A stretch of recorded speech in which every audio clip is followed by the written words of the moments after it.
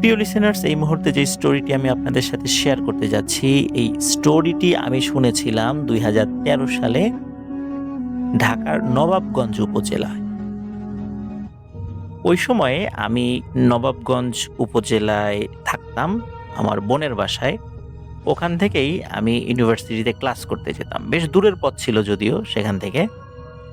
প্রায় ৩৫ কিলোমিটার নবাবগঞ্জ থেকে গুলিস্তানের দূরত্ব। তো ওখান থেকে প্রতিনিয়ত আসা যাওয়া করে ইউনিভার্সিটিতে ক্লাস করতাম। তো ওখানে বেশ কিছুদিন থাকার সুবাদে নয়ন নামে এক ভাইয়ের সাথে আমার পরিচিত হয়। উনি আসলে ড্রাইভিং প্রফেশনে আছেন। উনি একজনের মানে রেন্ট এ কার একটি গাড়ি চালাতেন। তো উনার সাথে আমার পরিচয় হয়। উনার বাড়ি ছিল ডেমরাতে। ঢাকার যে ডেমরা রয়েছে সেখানে উনার বাড়ি। এখনো সেখানেই উনার বাড়ি। তো উনি ডেমরাতে যেহেতু স্থানীয় লোক ছিলেন, আরেকজন স্থানীয় একজন ব্যক্তির গাড়ি উনি চালাতেন। তো উনি যেটি করতেন সেটা হচ্ছে যে রাতের বেলা ওই গাড়িটি ওই মালিকের গ্যারেজে ঢুকিয়ে দিয়ে উনি হাঁটতে, হাঁটতে বাসায় চলে আসতেন। এটা ছিল উনার প্রতিদিনের রুটিন। কোনো একদিন মানে যেহেতু একটা ট্রিপ ছিল, কাজ শেষ করতে, করতে দেরি হয়ে যায়। তো উনি গাড়িটা গ্যারেজে ঢুকিয়ে দিয়ে ফিরছিলেন। রাত তখন আনুমানিক ১২টার বেশি বাজে। কিন্তু এক্সাক্ট কয়টা বাজে উনি আসলে ওইভাবে আমাকে বলতে পারেননি। জাস্ট একটা আনুমানিক একটা ধারণা দিয়েছিলেন। তো উনি যেই পথ দিয়ে ফিরছিলেন, উনার বাড়ির যে পথ, এই পথটির দুধারে আসলে মানে ঐরকম কোনো আ খুব সুন্দর যে আরো অনেক ঘরবাড়ি, বিষয়টা এরকম ছিল না। তবে কিছু ল্যাম্প পোস্ট ছিল। আর পথের ২ ধারে ঝোপঝাড় ছিল। ঘরের একেকটা ঘর থেকে আরেকটা ঘরের দূরত্ব অনেক বেশি না হলেও একদম লাগোয়াও ওরকম ছিল না, আমাকে উনি যেভাবে বলেছেন। তো উনি যখন বাসার ঠিক কাছাকাছি চলে এসেছেন, উনার বাসার ঠিক আগের বাসা যেটা, হঠাৎ করে উনি একটা অদ্ভুত বিষয় দেখতে পান। রাস্তার ২ ধারে কিন্তু ল্যাম্প পোস্ট ছিল। চাঁদের আলোতে যে দেখেছেন বিষয়টা এমন নয়। উনার কাছে মোবাইল ফোনও ছিল। তো উনি ইলেকট্রিসিটির যেই বাল্ব রয়েছে রাস্তায়, ল্যাম্প পোস্ট, সেই আলোতেই উনি দেখতে পান যে ওই ছোট যে রাস্তাটা, এই রাস্তার পাশেই একটি ঘর রয়েছে। ঘরের ডোয়া পাকা, মানে আ ঘরের মেঝে পাকা। কিন্তু চারদিকে টিন দিয়ে ঘেরা। উপরে মানে চালটাও টিনের।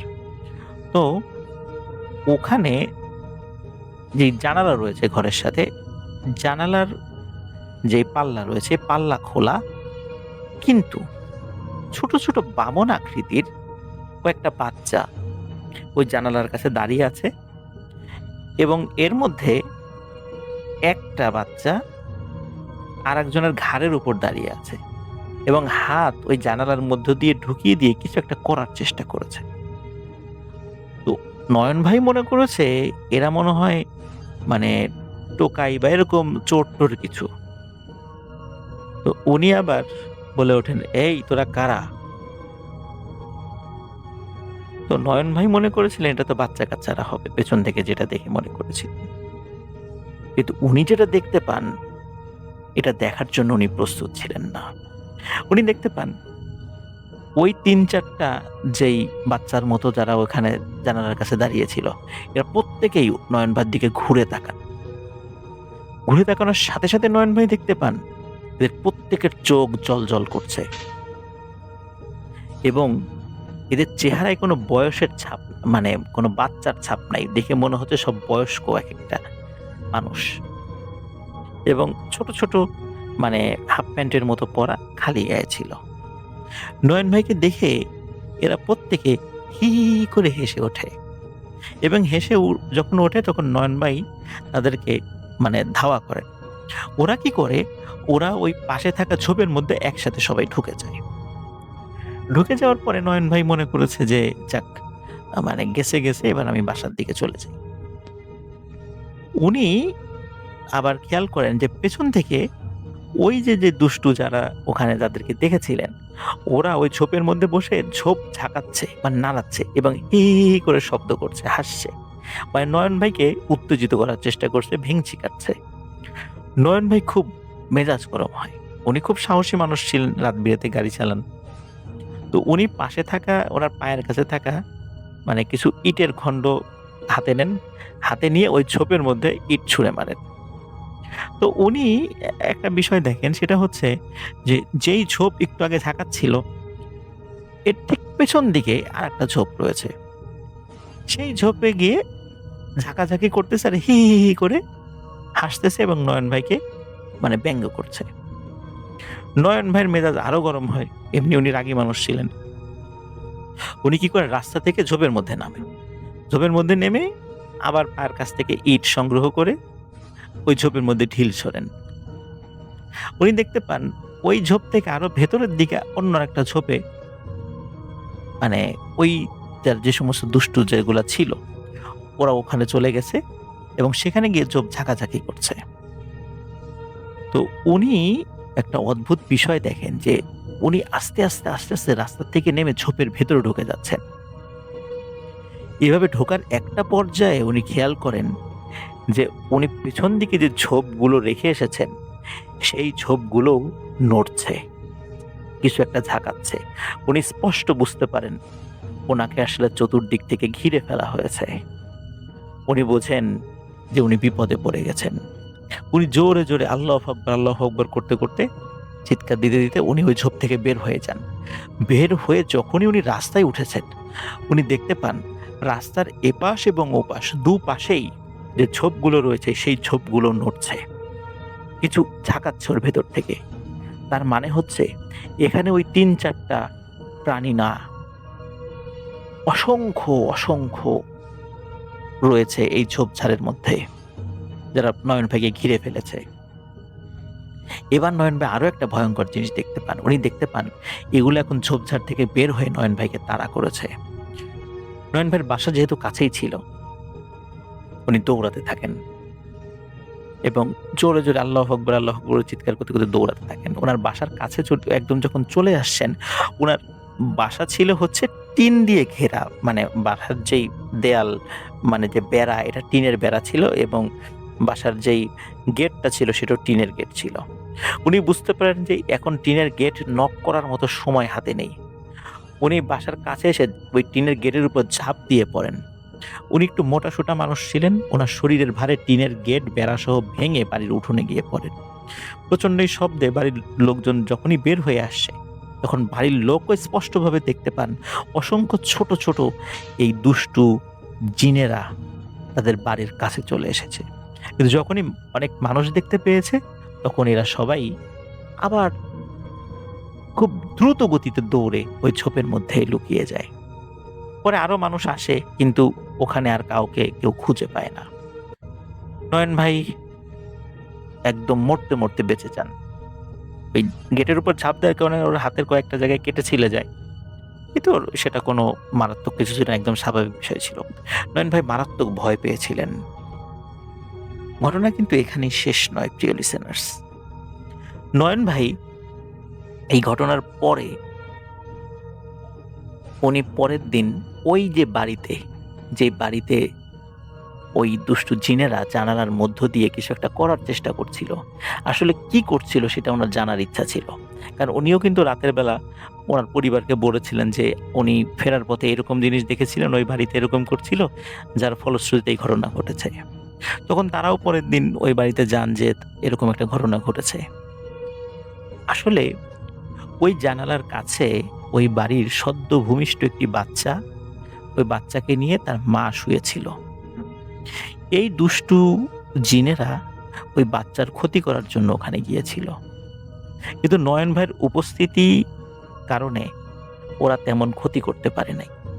কিন্তু যতটুকু করতে পেরেছে সেটিতেও অনেক বড় ক্ষতি হয়ে গিয়েছিল। কারণ সকাল থেকেই ওই বাচ্চা খুব অসুস্থ হয়ে পড়ে এবং অল্প কিছুদিনের মধ্যে ওই বাচ্চাটি মারা যায়।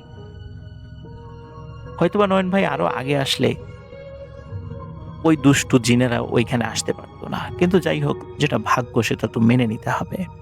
প্রিয় লিসেনার্স, এই যে যেই ছোট, ছোট বামন আকৃতির দুষ্টু জিন, এদেরকে বলা হয় গদ্রবঙ্গা। এই গদ্রবঙ্গা সম্পর্কে এই ঘটনা যখন আমি শুনি, পরবর্তী এটার সম্পর্কে আমি একটু জানার চেষ্টা করি। আমি জানতে পারি এই গদ্রবঙ্গা জিনেরা নারী এবং শিশুদেরকে অ্যাটাক করে।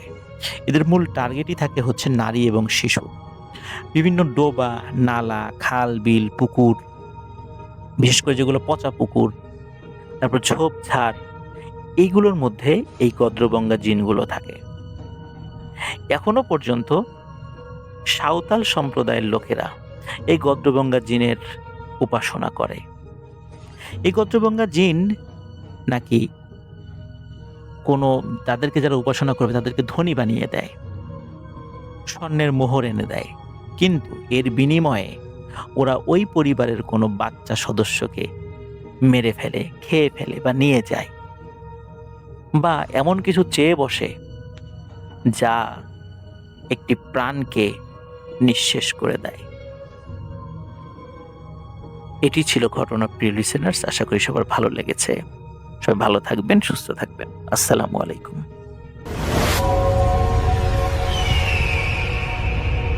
আমাদের গ্রাম খুলনা জেলার পাইকগাছা থানার পাইকর পাড়ায়। আমাদের পাশের গ্রামের নাম রারুরি, যে গ্রামে জন্ম হয়েছিল পৃথিবীখ্যাত বিজ্ঞানী আচার্য প্রফুল্লচন্দ্র রায়ের। রসায়ন বিজ্ঞানে যার রয়েছে অসাধারণ অবদান। ওনার বাবা ছিলেন এই এলাকার জমিদার। বিশাল বড় জমিদার বাড়ি, বাড়ি ভর্তি সব মানুষজন। শিক্ষা দীক্ষায় প্রফুল্লচন্দ্র অনেক অবদান রাখেন। পরবর্তীতে তার পরিবারের অনেকেই বিলেতে যান। তিনিও অনেকদিন যাবৎ ইউরোপে থাকার পরে দেশে ফিরে দেশের শিক্ষার্থীদেরকে ভালো করে গড়ে তোলার চেষ্টা করেন। ভারত থেকে ফিরে বাংলাদেশে এসে তিনি তাদের পুরনো জমিদার বাড়িতে অনেক সময় কাটাতেন।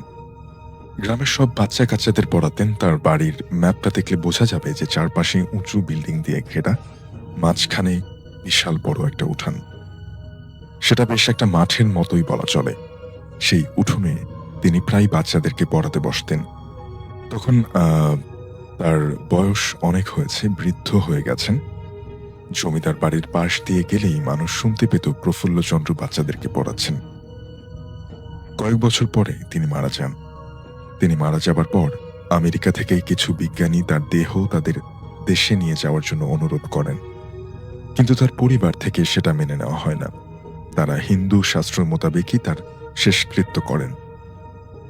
ঘটনাটা ঘটতে শুরু করে এর বেশ কয়েকদিন পর থেকেই। ঘটনাটা বলার আগে আমি জমিদার বাড়ির বিবরণটা একটু দিয়ে নেই। জমিদার বাড়িটা চতুর্ভুজ আকারের একটা বিল্ডিং, চারপাশ দিয়ে বিল্ডিং, মাঝখানে বড় উঠান, এক কোনায় সদর দরজা। সদর দরজা দিয়ে ঢুকে সোজা তাকালেই দেখা যায় যে বিশাল বড় মন্দির। সেখানে বড় বড় সব মূর্তি রাখা হতো। তখনকার সময় বিজ্ঞানী প্রফুল্লচন্দ্র মারা যাবার পর তার পরিবারের বাকি লোকেরা আমেরিকায় চলে যায়। সরকারের তরফ থেকে বাড়িটা নিরাপত্তার জন্য দুজন সিকিউরিটি গার্ড রাখা হয়, কিন্তু তারা কখনো সেই জমিদার বাড়ির ভেতরে ঢুকতে পারতেন না। এমনকি সরকারি লোক ছাড়া গ্রামের কোনো মাতবরও সেখানে ঢুকতে পারত না। কিছুদিন পরে হঠাৎ গ্রামের লোকেরা কেন যেন টের পেল যে ওই বাড়িতে কোনো কিছু একটা ঠিক নেই। জমিদার বাড়িতে কোনো মানুষের ঢোকার কথা না থাকলেও তাদের কাছে মনে হতো বাড়িতে যেন লোকজন রয়েছে। একদিন একজন লোক সন্ধ্যাবেলা সেই বাড়ির পাশ দিয়ে হেঁটে বাড়ি ফিরছিলেন। হঠাৎ তিনি শুনতে পেলেন জমিদার বাড়ির ভেতর থেকে বাচ্চাদের পড়ার আওয়াজ ভেসে আসছে, আর সেই সাথে একজন বৃদ্ধ লোকের কণ্ঠস্বর। তিনি তখন হকচকিয়ে দাঁড়িয়ে পড়লেন। নিজের কানকে কিছুতেই বিশ্বাস করতে পারলেন না। ঠিক তিনি সেই কণ্ঠস্বর খুব ভালোভাবেই চিনতেন। সেটা ছিল আচার্য প্রফুল্লচন্দ্র রায়ের কণ্ঠস্বর। তিনি এবারে একটু এগিয়ে গিয়ে ভালো করে বোঝার চেষ্টা করলেন। তিনি স্পষ্ট বাচ্চাদের পড়ার আওয়াজ শুনতে পেলেন। তখন তিনি ভয় পেয়ে যান এবং দৌড়ে সেখান থেকে বাড়ি ফিরে আসেন। এরপর একে একে গ্রামের অনেকেই এমন ধরনের ঘটনার সাক্ষী হতে থাকলেন। সবসময় না, মাঝে মাঝেই শোনা যেত জমিদার বাড়ির উঠোন থেকে বাচ্চাদেরকে পড়াতে বসেছেন প্রফুল্লচন্দ্র রায়। গ্রামের অনেকেই ধারণা করলেন সেখানে হয়তো কোনো খারাপ চক্র আড্ডা গেড়েছে। তারা ভেবেছিলেন হয়তো কোনো বাচ্চা কিডন্যাপিং এর দল সেখান থেকে বাচ্চা পাচার করছে। তাই তারা গ্রামের মাতবরদের সাথে নিয়ে গেলেন সেই জমিদার বাড়ির সামনে। কিন্তু সিকিউরিটি কিছুতেই তাদেরকে ভেতরে ঢুকতে দিল না। তখন একজন খ্যাপা টাইপের লোক জোর জবরদস্তি করে ভেতরে ঢুকে। বাকি সবাই তখনও গেটের বাইরে দাঁড়ানো। কিছুক্ষণ পরে হঠাৎ ভেতরে যাওয়া সেই লোকটার চিৎকার ভেসে আসে। তার সেই চিৎকার শুনে গ্রামের সবাই তখন সিকিউরিটিকে নিচে ফেলে জমিদার বাড়ির ভেতরে ঢোকে। আর ভেতরে ঢুকিয়ে দেখে ঠিক কিছু দূর সামনে মন্দিরের ভেতরে মা কালীর মূর্তির পায়ের তলায় হাত পা ছড়িয়ে পড়ে আছে সেই লোকটা। তার মাথা আর মুখ পুরোটাই রক্তে ভেজা। তারা তার কাছে পৌঁছতে পৌঁছতে সেই লোকটা ইহলোক ত্যাগ করেন। সাথে সাথে সবাই মিলে পুরো জমিদার বাড়ি এবং আশেপাশের সব জায়গা চষে ফেলেও কোথাও কাউকে খুঁজে পায়নি বা কোনো মানুষ খুঁজে পায়নি সেখানে। আর তাছাড়া জমিদার বাড়িতে ঢোকার এবং সেখান থেকে বেরোনোর একটাই রাস্তা, আর তা হলো মেইন গেট। এই ঘটনার পরে গ্রামের মানুষ বিশ্বাস করে নেয় যে এই বাড়িতে খারাপ কিছু আছে, আর নয়তো এটা কোনোভাবে অভিশপ্ত হয়ে পড়েছে। তাই তারা তখন থেকে সেই জমিদার বাড়ির ধারে কাছে যাওয়া বন্ধ করে দেয়। বড় বড় পূজারি এনে প্রফুল্লচন্দ্র রায়ের নামে পুজো করা হয়, যেন তার আত্মা শান্তিতে থাকে। কিন্তু কিছুদিন পর থেকে আরেকটা নতুন সমস্যা শুরু হয়। বিজ্ঞানী মারা যাবার ঠিক 3 মাস পর থেকে প্রতি আমাবস্যার অন্ধকার রাতে জমিদার বাড়ির সেই মন্দির থেকে ভেসে আসতো পুজোর পড়া অদ্ভুত সব মন্ত্রধ্বনি, আর সেই সাথে ঝনঝনি বাজার শব্দ। গ্রামের মানুষ আবার সবাই জড়ো হতো এবং আবার সেই সিকিউরিটিদেরকে চেপে ধরে চাপের মুখে পড়ে সিকিউরিটি কাঁদতে থাকে আর বলে যে আমাবস্যার দিন গভীর রাতে আচমকা ঘন্টা বাজতে শুরু করে, ধূপ ধনুর গন্ধে পুরো বাড়ি ভরে যায়, আর কে যেন মন্ত্র পড়ে পুজো করে। একদিন এক সিকিউরিটি টর্চ লাইট জেলে সেদিকে তাক করতেই সাথে সাথে বন্ধ হয়ে যায় সেই শব্দ। এরপর সে জ্ঞান হারিয়ে ফেলে। জ্ঞান ফেরার পরে তাকে জিজ্ঞেস করতেই সে শুধু বলতে থাকে, কালিমা রাগ করছে, আমার মেরে ফেলবে। অর্থাৎ সে দেখেছিল মা কালীর মতো দেখতে কেউ একজন তার দিকে ক্রুদ্ধ দৃষ্টিতে তাকিয়ে আছে। এই কথা শোনার পরে গ্রামের মানুষজন একে একে জমিদার বাড়ির এলাকা থেকে সরে যেতে থাকে। ধীরে ধীরে জমিদার বাড়ির চারপাশে ঝোপঝাড় আর বন জঙ্গলে ভরে যায়। যে সিকিউরিটি সেই রাতে টর্চ লাইট জ্বেলেছিল, পরবর্তীতে সে খুব অসুস্থ হয়ে পড়ে। কঠিন জ্বরের ঘোরেও সে শুধু ওই একটাই কথা বলতো, কালিমা রাগ করছে, আমার মেরে ফেলবে, এই বলতো আর বিলাপ করত। এবং একটা সময় লোকটা হারিয়ে যায়, তাকে আর কোথাও খুঁজে পাওয়া যায় না। কিছু মানুষ মনে করে যে সে পাগল হয়ে গিয়েছিল তাই হারিয়ে গেছে, আর কিছু মানুষ বিশ্বাস করে তাকে কালিমা নিয়ে গেছে, তাকে শাস্তি দিয়েছে। শাফিন ভাইয়া জানি না এই ঘটনাটা ভৌতিক কিনা, তবে সত্যিকার ঘটনাটা ছিল অনেক অনেক ভয়ানক। আমাদের গ্রামের বৃদ্ধরা আজও ওই বাড়ির কথা শুনলে শিউরে ওঠেন। মরতে রাজি, তবে সেদিকে যেতে রাজি হন না তারা। আসসালামু আলাইকুম প্রিয় লিসেনার্স, আশা করছি আপনারা সবাই ভালো আছেন। আজকে যেই ঘটনাটি আমি শেয়ার করছি এটি একটি গ্রামের ঘটনা। আমি আশা করছি যে এই ঘটনাটি আপনাদের ভালো লাগবে। সময়টা শীতের রাত, সময় তখন প্রায় 11টার কাছাকাছি। চারদিকে কুয়াশায় ঢেকে গেছে, বাতাস এমন এক নিস্তব্ধতায় পৌঁছে গেছে যেন পৃথিবীটা হঠাৎ করেই থেমে গেছে। দূরে বাঁশঝাড়গুলো অদ্ভুত অদ্ভুত রকমের ছায়া ফেলে রেখেছে মাটির ওপর, যেন মনে হচ্ছে ভুতুড়ে কোনো একটা জগৎ সৃষ্টি করে রেখেছে। সেই রাতেই বিয়ে বাড়ি থেকে ফিরছিলেন আমার বন্ধু রাশেদের বাবা কামরুল হোসেন এবং তার ছোট ফুপু নাসিমা বেগম। তাদের বাড়ি ফিরতে হলে বিশাল একটা ফসলের মাঠ পার হয়ে আসতে হয়, যেটা দিনের আলোতে সাধারণ হলেও রাতের বেলায় যেন অন্য এক জগতের রূপ নেয়। এমন একটা দৃশ্য, যে দৃশ্য দেখে স্বাভাবিক মানুষও ঠিক থাকতে পারবে না। মাটিতে পা রাখার পর থেকেই তারা বুঝতে পারছিল কিছু একটা ঠিক নেই। মনে হচ্ছে কিছু একটা তাদেরকে তাড়া করছে। হাওয়া বইছে কিন্তু কোনো শব্দ নেই, এমনকি নিজের পায়ের শব্দটাও যেন মাটির নিচ থেকে কেউ শুষে নিচ্ছে। তবুও তারা হাঁটতে লাগলেন নিজেদের বাড়ির উদ্দেশ্যে। বাড়ি তো ফিরতেই হবে। তারপর হঠাৎ করেই তার ছোট ফুপু থেমে গেলেন। তার চোখ স্থির হয়ে সামনের দিকে তাকিয়ে আছে। তার বাবা কামরুল হোসেন বললেন, কি হয়েছে?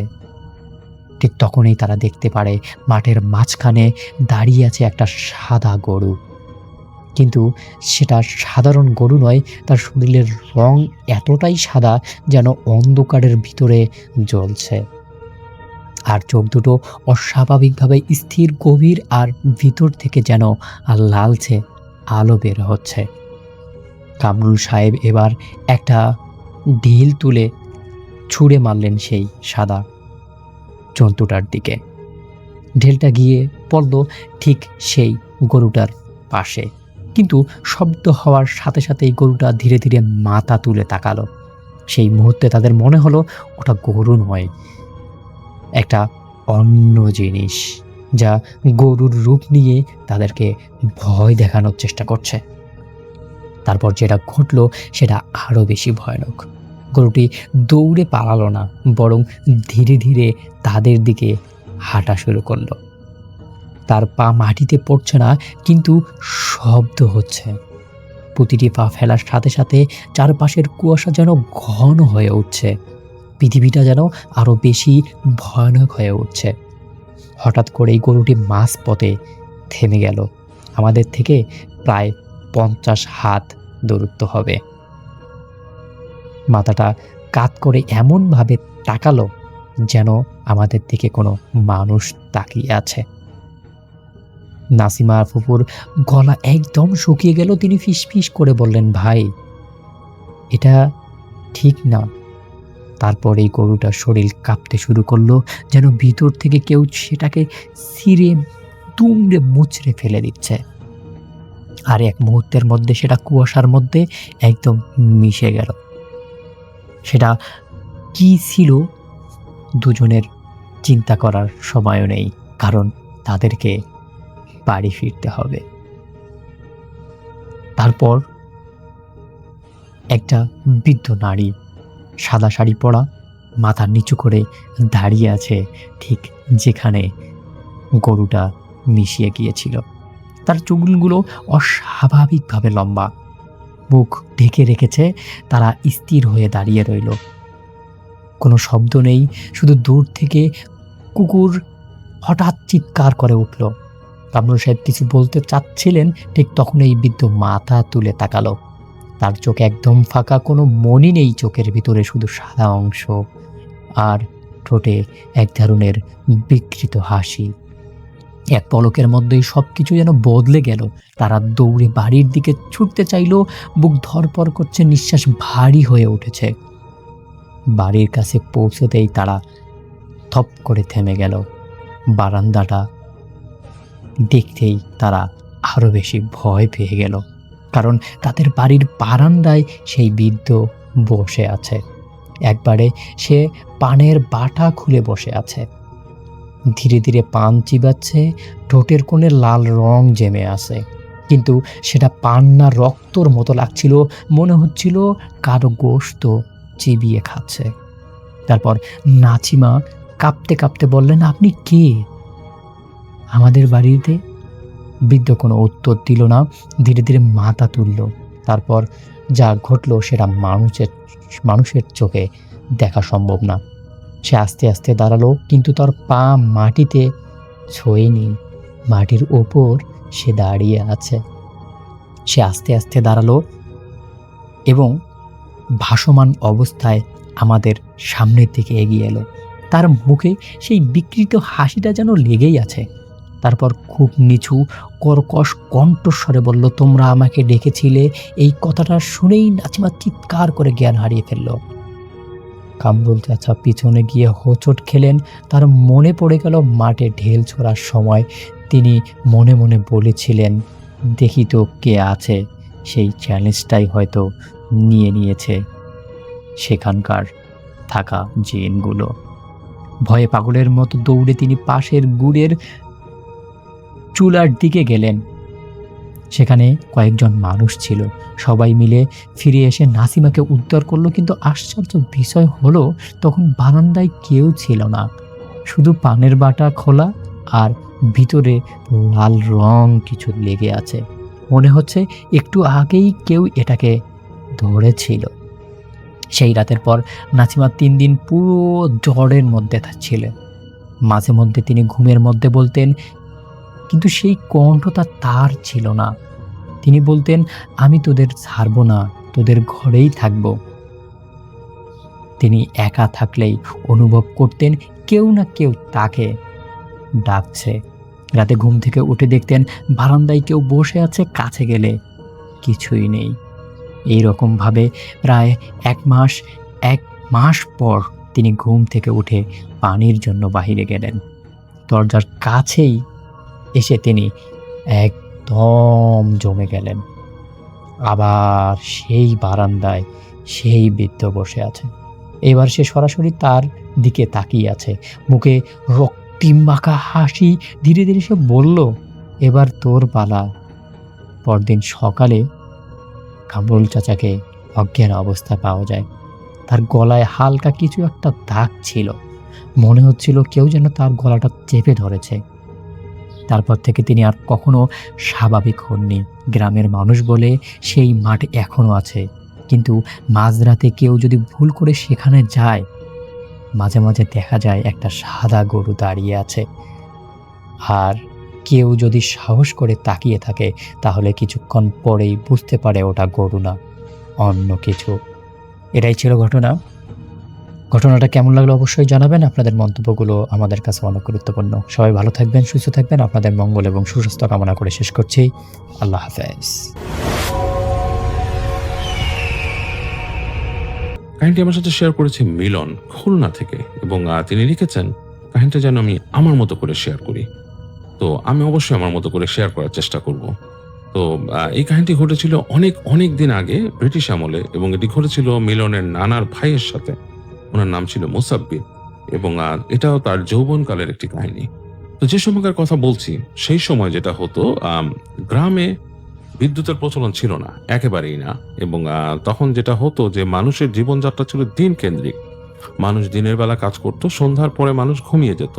এর ব্যতিক্রম যেটা হতো যে কখনো যদি গ্রামের কাছাকাছি কোথাও কোনো যাত্রার আয়োজন হতো বা গানের পালার আয়োজন হতো, অথবা অনেক সময় অনেক দূর দূরান্তে ওয়াজ নসিহত হতো, এবং সেই সময় মানুষ সেই দূর দূরান্তে চলে যেত সেগুলো সেগুলো অ্যাটেন্ড করার জন্য, আবার ফিরে আসতো।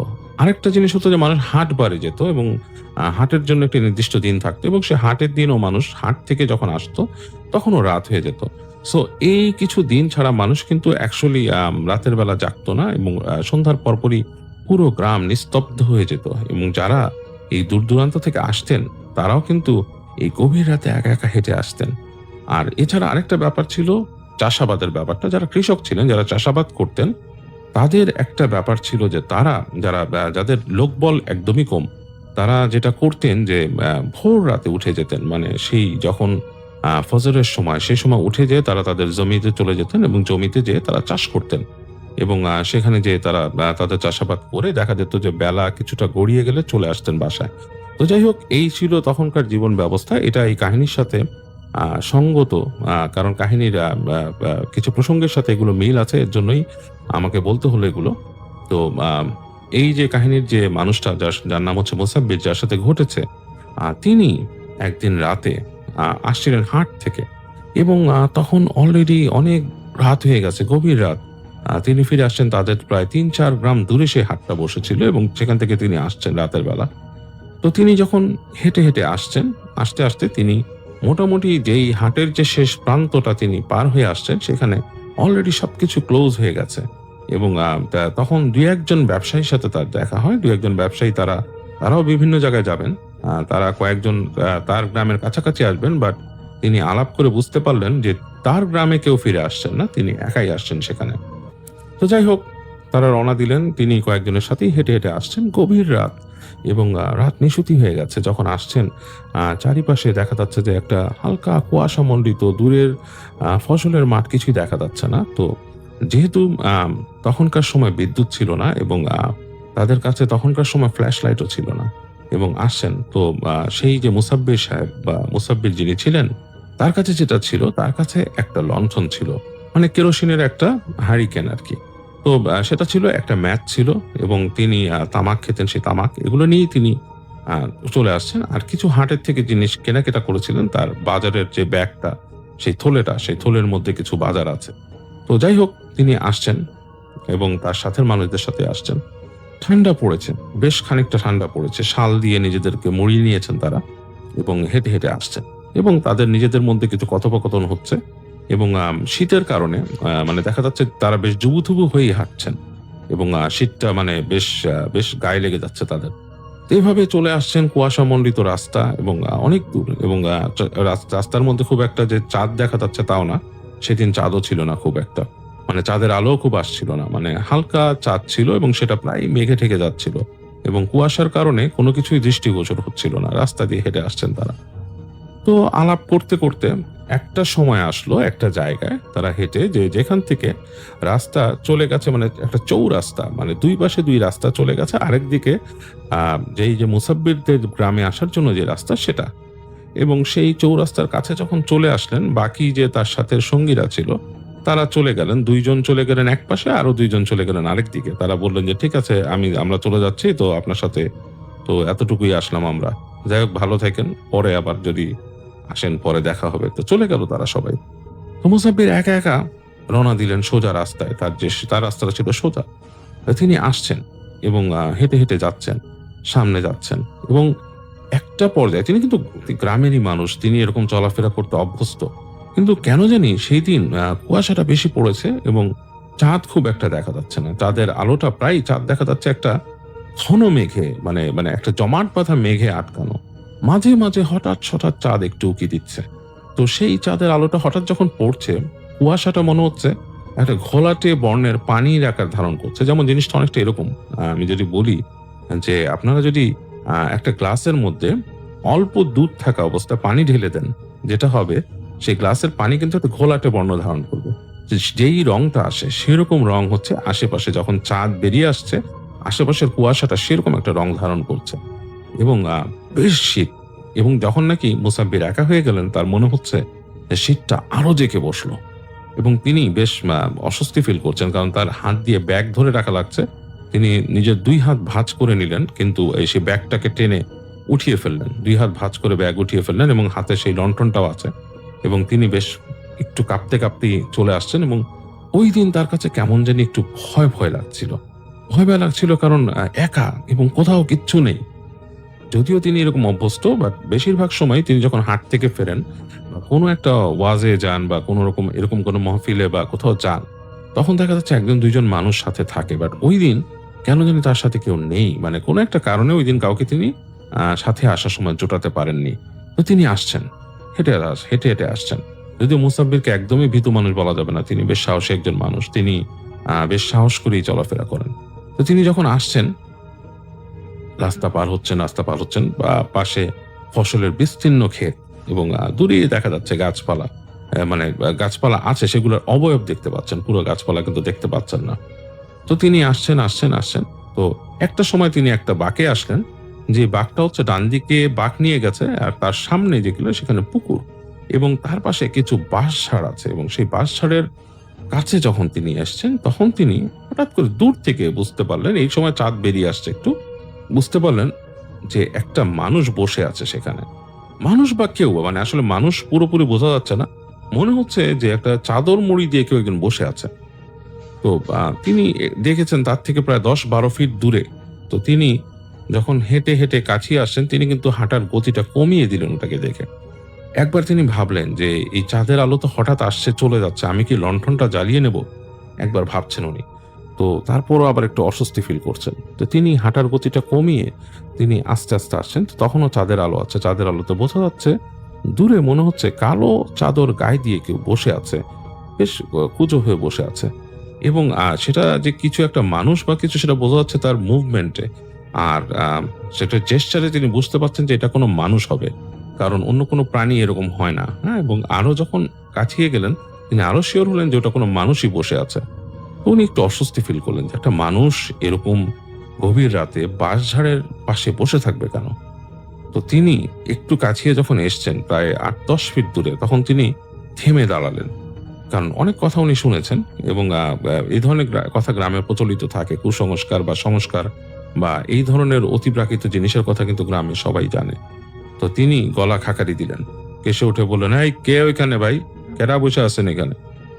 তো ওই পাশ থেকে দেখা গেল বেশ ভারী গলায় একটা মানে কণ্ঠ ভেসে এলো, বললো, মুসাব্বির না?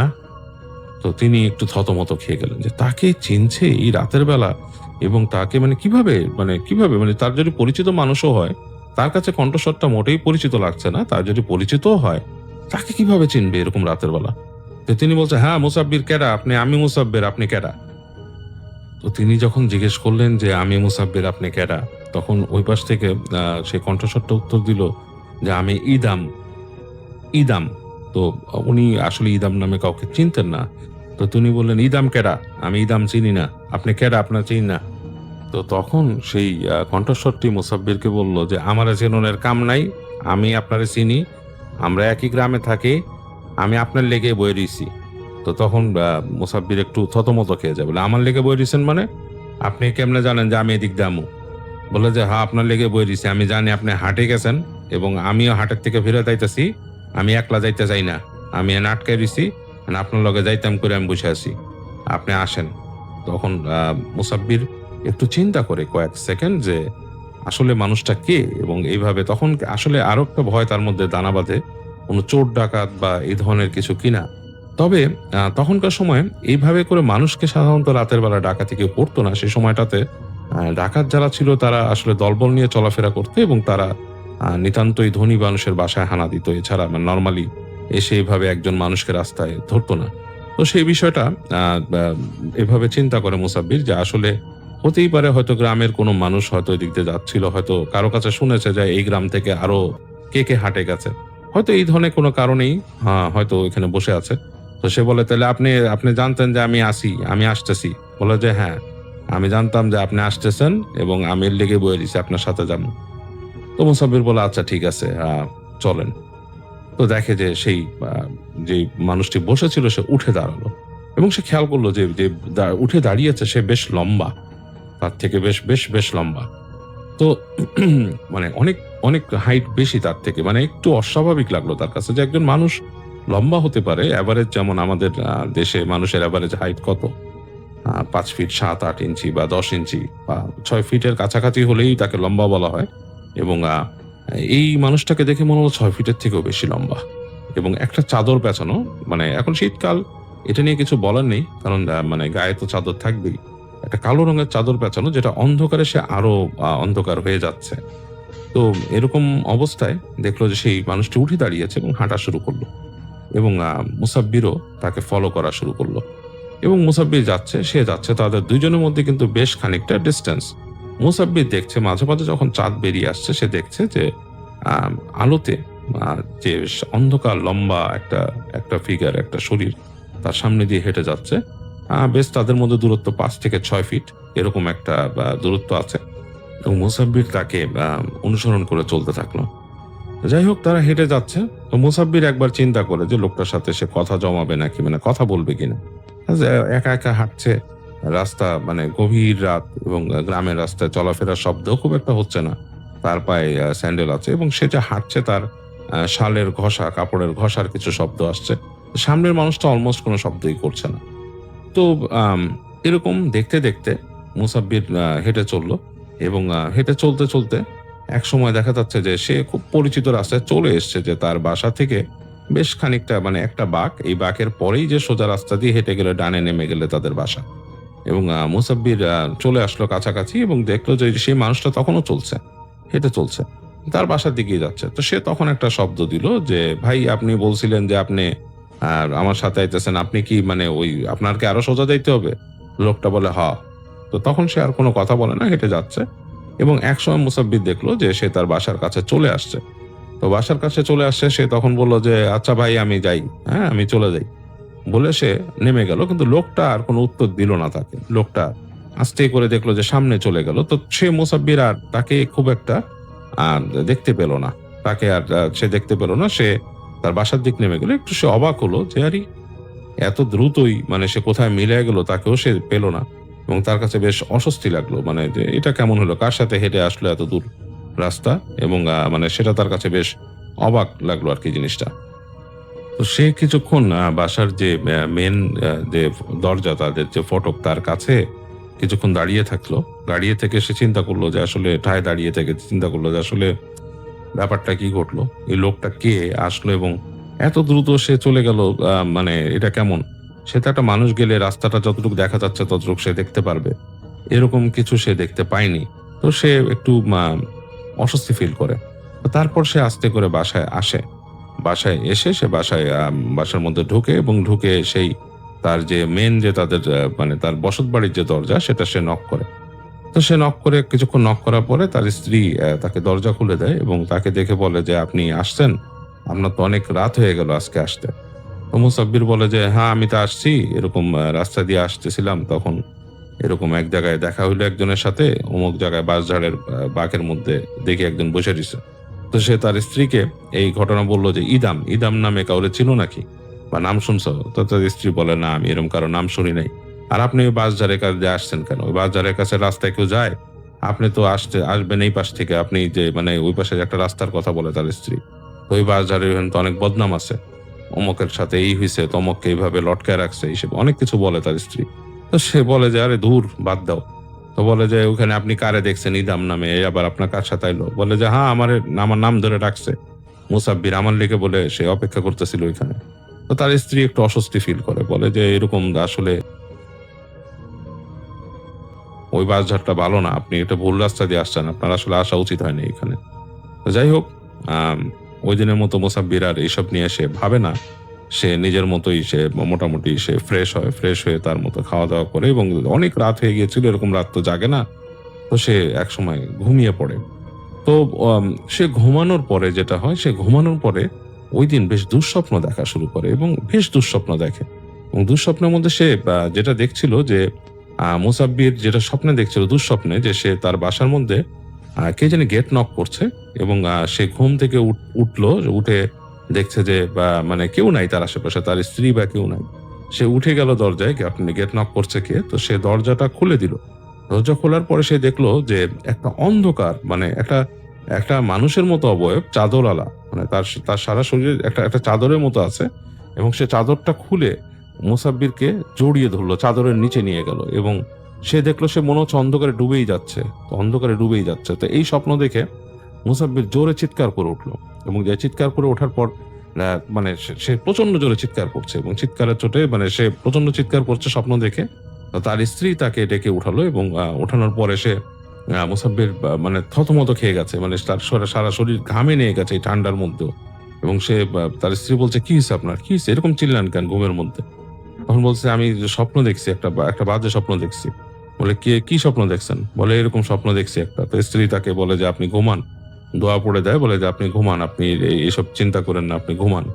এগুলা আপনি বাজে স্বপ্ন দেখছেন, দোয়া পড়ে ঘুমান।" এগুলো বলে। তো মুসাব্বির আবার ঘুমিয়ে যায়। আবার ঘুমিয়ে যায় এবং ওইভাবে করে সে ঐদিন রাত পার হয়ে যায়। পরদিন দিনের বেলা আসে, দিন আসে এবং দিনের বেলা সে সারাটা দিন সে মোটামুটি বেশ ক্লান্ত থাকে। তার কিন্তু আসলে ওই রাত্রের যে ক্লান্তি, সেটা দূর হচ্ছে না এবং তার কাছে বেশ অস্বস্তি লাগতে থাকে। সারাদিনই মানে বেশ অস্বস্তি ফিল করে সে। কেমন জানি মানে নরমাল ডেতে সে যেরকম থাকে সেরকম না। তো ঐদিন আর সে কাজেও যায় না। কারণ সে নরমালি এরকম হাঁটে গেলে পরদিন এমনি তার কাজে যে তার যে চাষাবাদের কাজ থাকে সেগুলো সেটা মানে সে যায় না ঐদিন আর। তো সারাদিন এইভাবে অস্থিরভাবে দিন কাটার কারণে তার কাছে মানে বেশ খারাপ লাগতে থাকে। মানে বিকালের দিকে তার অস্থিরতাটা বেশ বেড়ে যায়। তো সে চিন্তা করে যে, "না, আমি একটু যাই, বাইরে যাই। আমার বন্ধুদের সাথে দেখা করি। বাজারের কাছে গেলে বন্ধুদের সাথে দেখা হবে এবং তাদের সাথে আড্ডা মারা হবে এবং একটা সময় পার করতে পারবো।" তো এগুলা ভেবে সে বিকালের দিকে বাসা থেকে বের হয়। বের হয়ে হেঁটে, হেঁটে বাজারের দিকে যায় এবং ঐদিন সে বোধ করতে থাকে তার কাছে বেশ লাইক শরীরটা বেশ অস্বস্তি লাগতেছে। মানে বেশ মানে অনেকটাই মানে টায়ার্ড লাগতেছে। তো ভাবে হয়তো অনেক হাঁটা হয়েছে কালকে। এই হাঁটার কারণে হয়তো অস্বস্তি লাগতেছে। মানে মানে সে খুব ভালো ফিল করতেছে না ওই দিনটা আরকি। এভাবে করে তো সে হেঁটে, হেঁটে শেষ পর্যন্ত যায় বাজারে। তো বাজারে গিয়ে যেই দোকানে তারা বসতো, যেখানে মানে একটা হোটেলের মতো, সেইখানে যেয়ে সে তার বন্ধুদেরকে পায় তো বন্ধুদের সাথে দেখে কথাবার্তা বলে, তো বন্ধুরা বলে, কিরে তোরে দেখে আজকে মনে হইতেছে যে তুই বেশ অনেক ক্লান্ত, কি ব্যাপার তোর? বলে যে, না ক্লান্ত দোস্ত, কালকে এরকম তো হাট থেকে আসছি, হাইটা অনেক রাত হয়েছিল। আর হাটে কালকে যাওয়ার পথে, আসার পথে একটা বেশ একটা ব্যাপার হয়েছে। বলে কি ব্যাপার? তা আমি যখন আসি তখন এরকম রাস্তার মধ্যে এক লোকরে পাইছি, এই লোকের নাম বলে ইদাম। এর নাম আমি কোনোদিন শুনি নাই, কারণ এই বেটা আমার লেগে বলে বয়েছিল এখানে। তো যাই হোক, আমি আইছি। বলে তুই কোন রাস্তা দিয়ে আসছিস? ওই যে আমি আসছি ওই যে এই পাশে যে বাঁক আছে, ওই যে এই পাশে বাস ঝাড়টা আছে বড় এন দিয়ে। বলে যে তুই কেন ওইখান দিয়ে আসছিস? ওই জায়গা তো ভালো না রে বেটা, ওখানে তো মানুষের লটকায় থিয়ে দেয় উপরে। কত মানুষ এরকম কত কাহিনী আছে, বাসের চাড় খাইছে, তারপর মানুষের লটকায় ফেলাইছে ওখান থেকে। তো ওই জায়গাতে তুই কেন গেছস? তো বলে যে, আরে বেটা আমি এইসব কি মানিনি, আমি আইছি, আমি জানি যে ওই রাস্তা যাইলে আমি সোজাইতে পারবো আমার, তো আমার গ্রামে। কয় না, তুই তো এই পাশ থেকে চলে আসতে পারতি, তোকে যে রাস্তা দিয়ে সবসময় আসস। তো সে এটা আর গায়ে ধরে না, বাদ দে বেটা। এটা কয় যে, কয় তার তো ওই বেটার কথা কেন বলতেছিস তুই? কয় এটা আজব লাগলো আমার কাছে, আমার লেগে বয়ে দিছে। তো বন্ধুরা বলে যে, না আমরা চিনি না এরকম কাউর ইদাম নামে। তো যাই হোক, এইভাবে করে সে বন্ধুদের সাথে বা গল্পগুজব করে সে বলে, একসময় বলে যে, দা আমি চলে যাই, এমনি সন্ধ্যা হয়ে গেছে, বাসায় ফিরতে হইবো। তো এই কথা বলে মুসাব্বির বন্ধুদের কাছ থেকে বিদায় নিয়ে সে রাস্তায় নামে চলে আসার জন্য। এবং সে হেঁটে হেঁটে বাড়ি ফিরছে, এবং যখন সে ফিরছে অলরেডি তখন সন্ধ্যা হয়ে গেছে, মাগরিবের আজান দিয়ে দিয়েছে, এবং খুব দ্রুতই আলো পড়ে যাচ্ছে, এবং দেখা যাচ্ছে যে অন্ধকার ঘনিয়ে আসছে। তো সে যখন হেঁটে আসছে, সে দূরে তাকিয়ে দেখছে যে অনেক দূরে যে প্রান্তর দেখা যাচ্ছে সেই জায়গায় হালকা আলো লেগে আছে, আর বাকি আশেপাশে কিন্তু বেশ অন্ধকার হয়ে গেছে। তো যাই হোক, সে ওই রাস্তা ধরে হেঁটে আসছে, আসতে আসতে সে দূর থেকে একসময় দেখতে পেল তার বাসা, এবং বাসার কাছে চলে আসলো, এবং বাসার মধ্যে সে দেখতে পাচ্ছে যে জানালা দিয়ে আলো আসছে, মানে বাসায় হয়তো হ্যারিকেন জ্বালিয়ে দিয়েছে অলরেডি। তো তখন দেখছে তখন আশেপাশে প্রায় আলো নাই, মানে খুবই কম, মানে একদম মানে অন্ধকার, প্রায় মানে মানে খেয়ে ফেলছে সবকিছু, এরকম একটা অবস্থা। মানে হালকা আলো, মানে এটা অনেকে যারা ওইরকম পরিবেশে গিয়েছেন বুঝবেন, খুব দূরে প্রান্তর থেকে হালকা আলো থাকে, বাট আশেপাশে সব অন্ধকার হয়ে যায়। তো এরকম অবস্থায় সে যখন নাকি বাসায় আসলো, মূল ফটক পার হয়ে ঢুকলো, ঢুকে সে দরজার মধ্যে আসলো, এসে দরজা নক করলো। তার স্ত্রী দরজা নক করার সাথে সাথে দরজা খুলে দিল, এবং তাকে তাড়াতাড়ি বললো ভিতরে আসেন। তো সে ভিতরে ঢুকে বললো, অবাক হলো যে কি ব্যাপার, এইভাবে কেন টানলাম আমার ভিতরে? বলে, আপনার সাথে কে আসতেছিল পিছনে? তো বলে, আমার পিছনে কে আসতেছিল? আমার পিছনে কেউ আসে নাই, আমি তো আসছি, আমার সাথে কেউ নাই। বলে যে, না আমি জানলা দিয়ে তাকাইছিলাম, আমি দূর থেকে দেখছি আপনার পিছনে কে যেন আসতেছে, আপনার থেকে অনেক লম্বা, আপনার থেকে প্রায় 1 হাত লম্বা, আপনার পিছে পিছে আসতেছিল, এবং আইসা আমাদের এই গেট পর্যন্ত আসছে। তো জানলা দিয়া তো আমি মূল ফটকের কাছে দেখি নাই, আমাদের মেন দরজা যে মেন যে বাড়িতে ঢোকার যে দরজা, এর পাশ থেকে তো দেখা যায় না এখানে। এরপরে আমি দেখলাম, দরজার কাছে আসছে, আমি আইসা দেখি আপনারে, এরপর দেখি আপনার সাথে আর কেউ নাই। তো কথাটা শুনে মুসাব্বির বেশ অবাক হলো। সে বলল যে, মানে ব্যাপারটা কি, মানে কে আমার ফলো করে আসলো, এবং আমার তো 1 হাত লম্বা, এবং সে মানে বেশ থতমত খেয়ে গেল। তো যাই হোক, মুসাব্বির তারপর বাসায় ঢুকে গেল। বাসায় ঢুকে যে সে তার মতো মানে হয়ে মানে ফ্রেশ হলো। ফ্রেশ হয়ে সে মোটামুটি রাতের বেলা সন্ধ্যার সময় যে তার তার যেই কার্যক্রম, ছোটখাটো যে কাজ থাকে, হিসাব কিতাব সেই এগুলা করলো, করে টোরে সে খাওয়া দাওয়া করলো রাতে। তো খাওয়া দাওয়া করে তার খুব ক্লান্ত লাগছে, তো সে ঘুমাতে গেল রাতে। তো যখন ঘুমাতে গিয়েছে, সে ঘুমাতে গেলেই মানে কিছুক্ষণ শোয়ার পর তার ঘুম চলে আসলো, এবং ঘুমের মধ্যেই কিছুক্ষণ পরে সে আবার সেই দুঃস্বপ্ন দেখা শুরু করলো। তো সে এরকম দেখছে যে মানে মানে তাকে কেউ একজন ডাকছে, এবং ডেকে তার সাথে তাকে দেখে হাসছে, এবং সেই মানুষটা তাকে ডাকছে, ডেকে হাসছে, তার চেহারা সে দেখতে পাচ্ছে না, যে একটা মানে অন্ধকার একটা অবয়বের মতো তাকে দেখে হাসছে। এবং সে এক সময় দেখলো যে সেই হাসিয়া যে হাসছে, সে মুখটা কাছিয়ে আনলো, সে কাছানোর মুখের মধ্যে সে জাস্ট দেখতে পেলো যে 2টা চোখ জল করছে, এবং এক সারি দাঁত, এবং তাকে দেখে খিচিয়ে দিল আর কি দাঁতটা, মানে মুখ খিচালো। তো এইটা দেখে সে ভয় চিৎকার করা শুরু করলো স্বপ্নের মধ্যে। তো স্বপ্নের মধ্যে সে যে চিৎকার করছে, সে যে আসলেই চিৎকার করছিল, মানে বাস্তব জীবনে সেটা সে বুঝতে পারেনি, সে চিৎকার করছে। তো সে এক সময় চোখ মেলে খেয়াল করে দেখে যে তার দিকে তার স্ত্রী তাকিয়ে আছে, তার স্ত্রী হাসছে তার দিকে তাকিয়ে, এবং হাসিটা খুব বিদঘুটে একটা হাসি, কেমন যেন একটা বাঁকা হাসি। সেটা দেখে সে ভয়ে তার স্ত্রীকে ধাক্কা দিয়ে দিল প্রচন্ড জোরে, এবং স্ত্রী ছিটকে একপাশে পড়লো, এবং একপাশে পড়ে তা সে তখন দেখছে যে, সে খেয়াল করছে যে তার মানে তখন তার হুঁশটা ফিরলো, সে দেখছে তার স্ত্রী ব্যথায় মানে ব্যথা পেয়েছে এবং সে মানে অবাক চোখে তাকিয়ে আছে তার দিকে, বলে আপনার কি হয়েছে? তখন সে একটু সম্বিত পেল, সে তাড়াতাড়ি লাফ দিয়ে উঠে তার স্ত্রীকে উঠালো, বলল যে আসলে আমি বুঝতে পারিনি, আমার মনে হচ্ছিল যে তুমি হাসতেছো, তুমি হাসতেছো আমার দিক থেকে কেমন মুখ বাঁকায়, আমি একটা বাজে স্বপ্ন দেখতেছিলাম। তো স্ত্রী বলে যে না, আমি তো আপনি ঘুমের মধ্যে চিল্লাইতেছেন, আমি আপনারে ডাইকা তুলতে গেছি, তা আপনি আমারে দিলেন ধাক্কা। তো তখন মুসাব্বির একটু থতমত খেয়ে যায়, বলে যে আসলে আমি বুঝতে পারিনি, আমার মনে হলো যে তুমি হাসতেছিলে আমার দিকে। তো যাই হোক, এরকম একটা ইসে তো তার স্ত্রী থেকে সে উঠে বসায়, সে অনেকবার স্ত্রীর কাছে ক্ষমা চায়, বলে যে আসলে আমি ইচ্ছা করে করি নাই, তোমার ধাক্কা দিই নাই ইচ্ছা করে। তো যাই হোক, এরকম অবস্থায় যে বাকি যে রাতের অনেকখানি অংশ সে আর ঘুমাতে পারে না, তার স্ত্রী আস্তে ধীরে ঘুমিয়ে যায়, কিন্তু স্ত্রী মানে খুব চিন্তিত হয়ে ঘুমায়, সে চিন্তা করে কি হলো তার স্বামীর। তো এইভাবে রাত অনেক যখন নাকি গভীর হয়ে যায়, একটা সময় মুসাব্বির চিন্তা করতে থাকে, সে আর ভয়ে আর ঘুমাতে পারে না দুঃস্বপ্নের ব্যাপারটা চিন্তা করে। তো এইভাবে চিন্তা করতে করতে এক সময় সে মনে করে যে এখন তো আসলে মানে ভোর হয়ে গেছে, আমি আমার জমিতে যাই নাই, আমি আজকে যাই, আমি চাষ দিতে যাই। এই চিন্তা করে সে উঠে বসে সে একবার চিন্তা করে স্ত্রীকে জাগাবে কিনা। তো বলে, চিন্তা করে যে না, এরকম রাত্রে তো এমনি ঘুমাইতে পারে নাই, এরকম তাকে ধাক্কাও দিচ্ছে। তখন সে চিন্তা করে যে না, স্ত্রীকে না জাগায় সে উঠে যায়। উঠে সে মোটামুটি তৈরি হয় তার খেতে যাওয়ার জন্য। তার টুকিটাকি জিনিসপত্র যা আছে সেগুলো নিয়ে সে যায়, বের হয়ে তার যেই যেই সেই গরু দিয়ে সে চাষ করে, মানে যে ষাঁড় দিয়ে সে চাষ করে, সে ষাঁড়ের খোয়াড়ের কাছে যায়।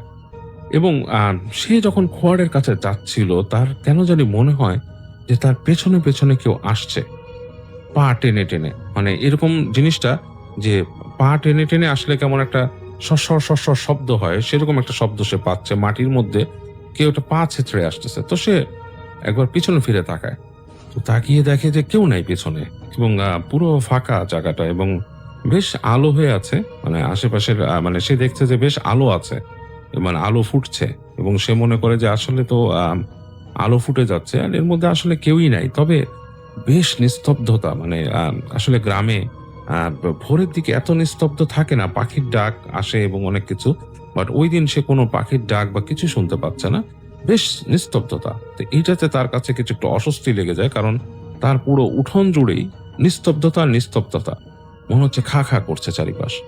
তো সে হেঁটে হেঁটে সে যায় তার সেই যে গোয়ালের কাছে যেখানে তার ষাঁড়গুলো থাকে। তো সে সেখানে যায় এবং ষাঁড়গুলো কেমন জানি ঘর মানে শব্দ করতে থাকে, একটা মানে মানে যেরকম গরু বা ষাঁড় যেটা করে অনেক সময় তারা একটা শব্দ করে গলা দিয়ে, সেরকম একটা শব্দ করতে থাকে এবং সে একটু অস্বস্তি ফিল করে। তো সে যাই হোক, তারপরও সে তার তার যে গরুর ইসে ঢোকে, গোয়ালে ঢোকে, এবং ঢুকে সে তার ষাঁড়গুলোকে বের করে। বেশ ঠান্ডা, শীত বেশ ঠান্ডা লাগছে, এবং সে চেষ্টা করছে নিজের হাত পা ঝাড়া দিয়ে একটু গরম করতে, কারণ সে চিন্তা করছে যে আমাকে তো যে চাষ করতে হবে। তো সুতরাং সে সেখান থেকে যায়, যে সে জানে যে তার জমির কাছে তার একটা ছোট ঘর করা আছে, মানে ঘরের মতো, সেখানে তার আরো জিনিসপত্র রাখা আছে, লাঙল অ্যান্ড আরো জিনিসপত্র যেগুলো আছে সেগুলো রাখা। যাই হোক, সে ষাঁড় দুটোকে সেখান থেকে নিয়ে সেগুলোকে নিয়ে সে হাঁটা শুরু করে, এবং হেঁটে হেঁটে যাচ্ছে, সে বের করে রাস্তা দিয়ে যাচ্ছে, এবং যেখানে তার যে জমি যেখানে চাষ দেবে, তো সে পুরো রাস্তা দিয়ে যাচ্ছে, এবং তার শুধু এই রাস্তায় কিন্তু সে এর মধ্যে আর কাউকে দেখেনি। তো সে চিন্তা করে যে এই ভোরে যারা চাষ করে তার পরিচিত কিছু মানুষকেও সে এরকম দেখেছে, যে যারা হেঁটে যায় চাষ করতে, কিন্তু আজকে সে কাউকেই দেখেনি, পুরা রাস্তাটাই ফাঁকা। সে এক চিন্তা করছে যে আসলে কেউ কি বেরোলো না, তাহলে কি আমি একটু বেশি আর্লি বেরো ফেললাম নাকি, তো এই এত আলো কেন চারিপাশে। তো এই আলো কেন, এটা সে উত্তর একটু পরেই পায়, কেন সে হাঁটতে হাঁটতে হঠাৎ করে তাকিয়ে দেখে যে তার যে সে যে বিশাল ওই যে মানে ইসের মধ্যে দিয়ে হাঁটছিল, মানে পাশে অনেক গাছ ছিল, উঁচু উঁচু গাছ, এবং সেই গাছের ওই পাশে গেলেই দেখে যে বিশাল চাঁদ আকাশে, একটা মানে বেশ বড় একটা চাঁদ, এবং সেই চাঁদের আলোটা পুরো জায়গাটা প্রান্তরটাকে ধুয়ে দিচ্ছে, এত আলো।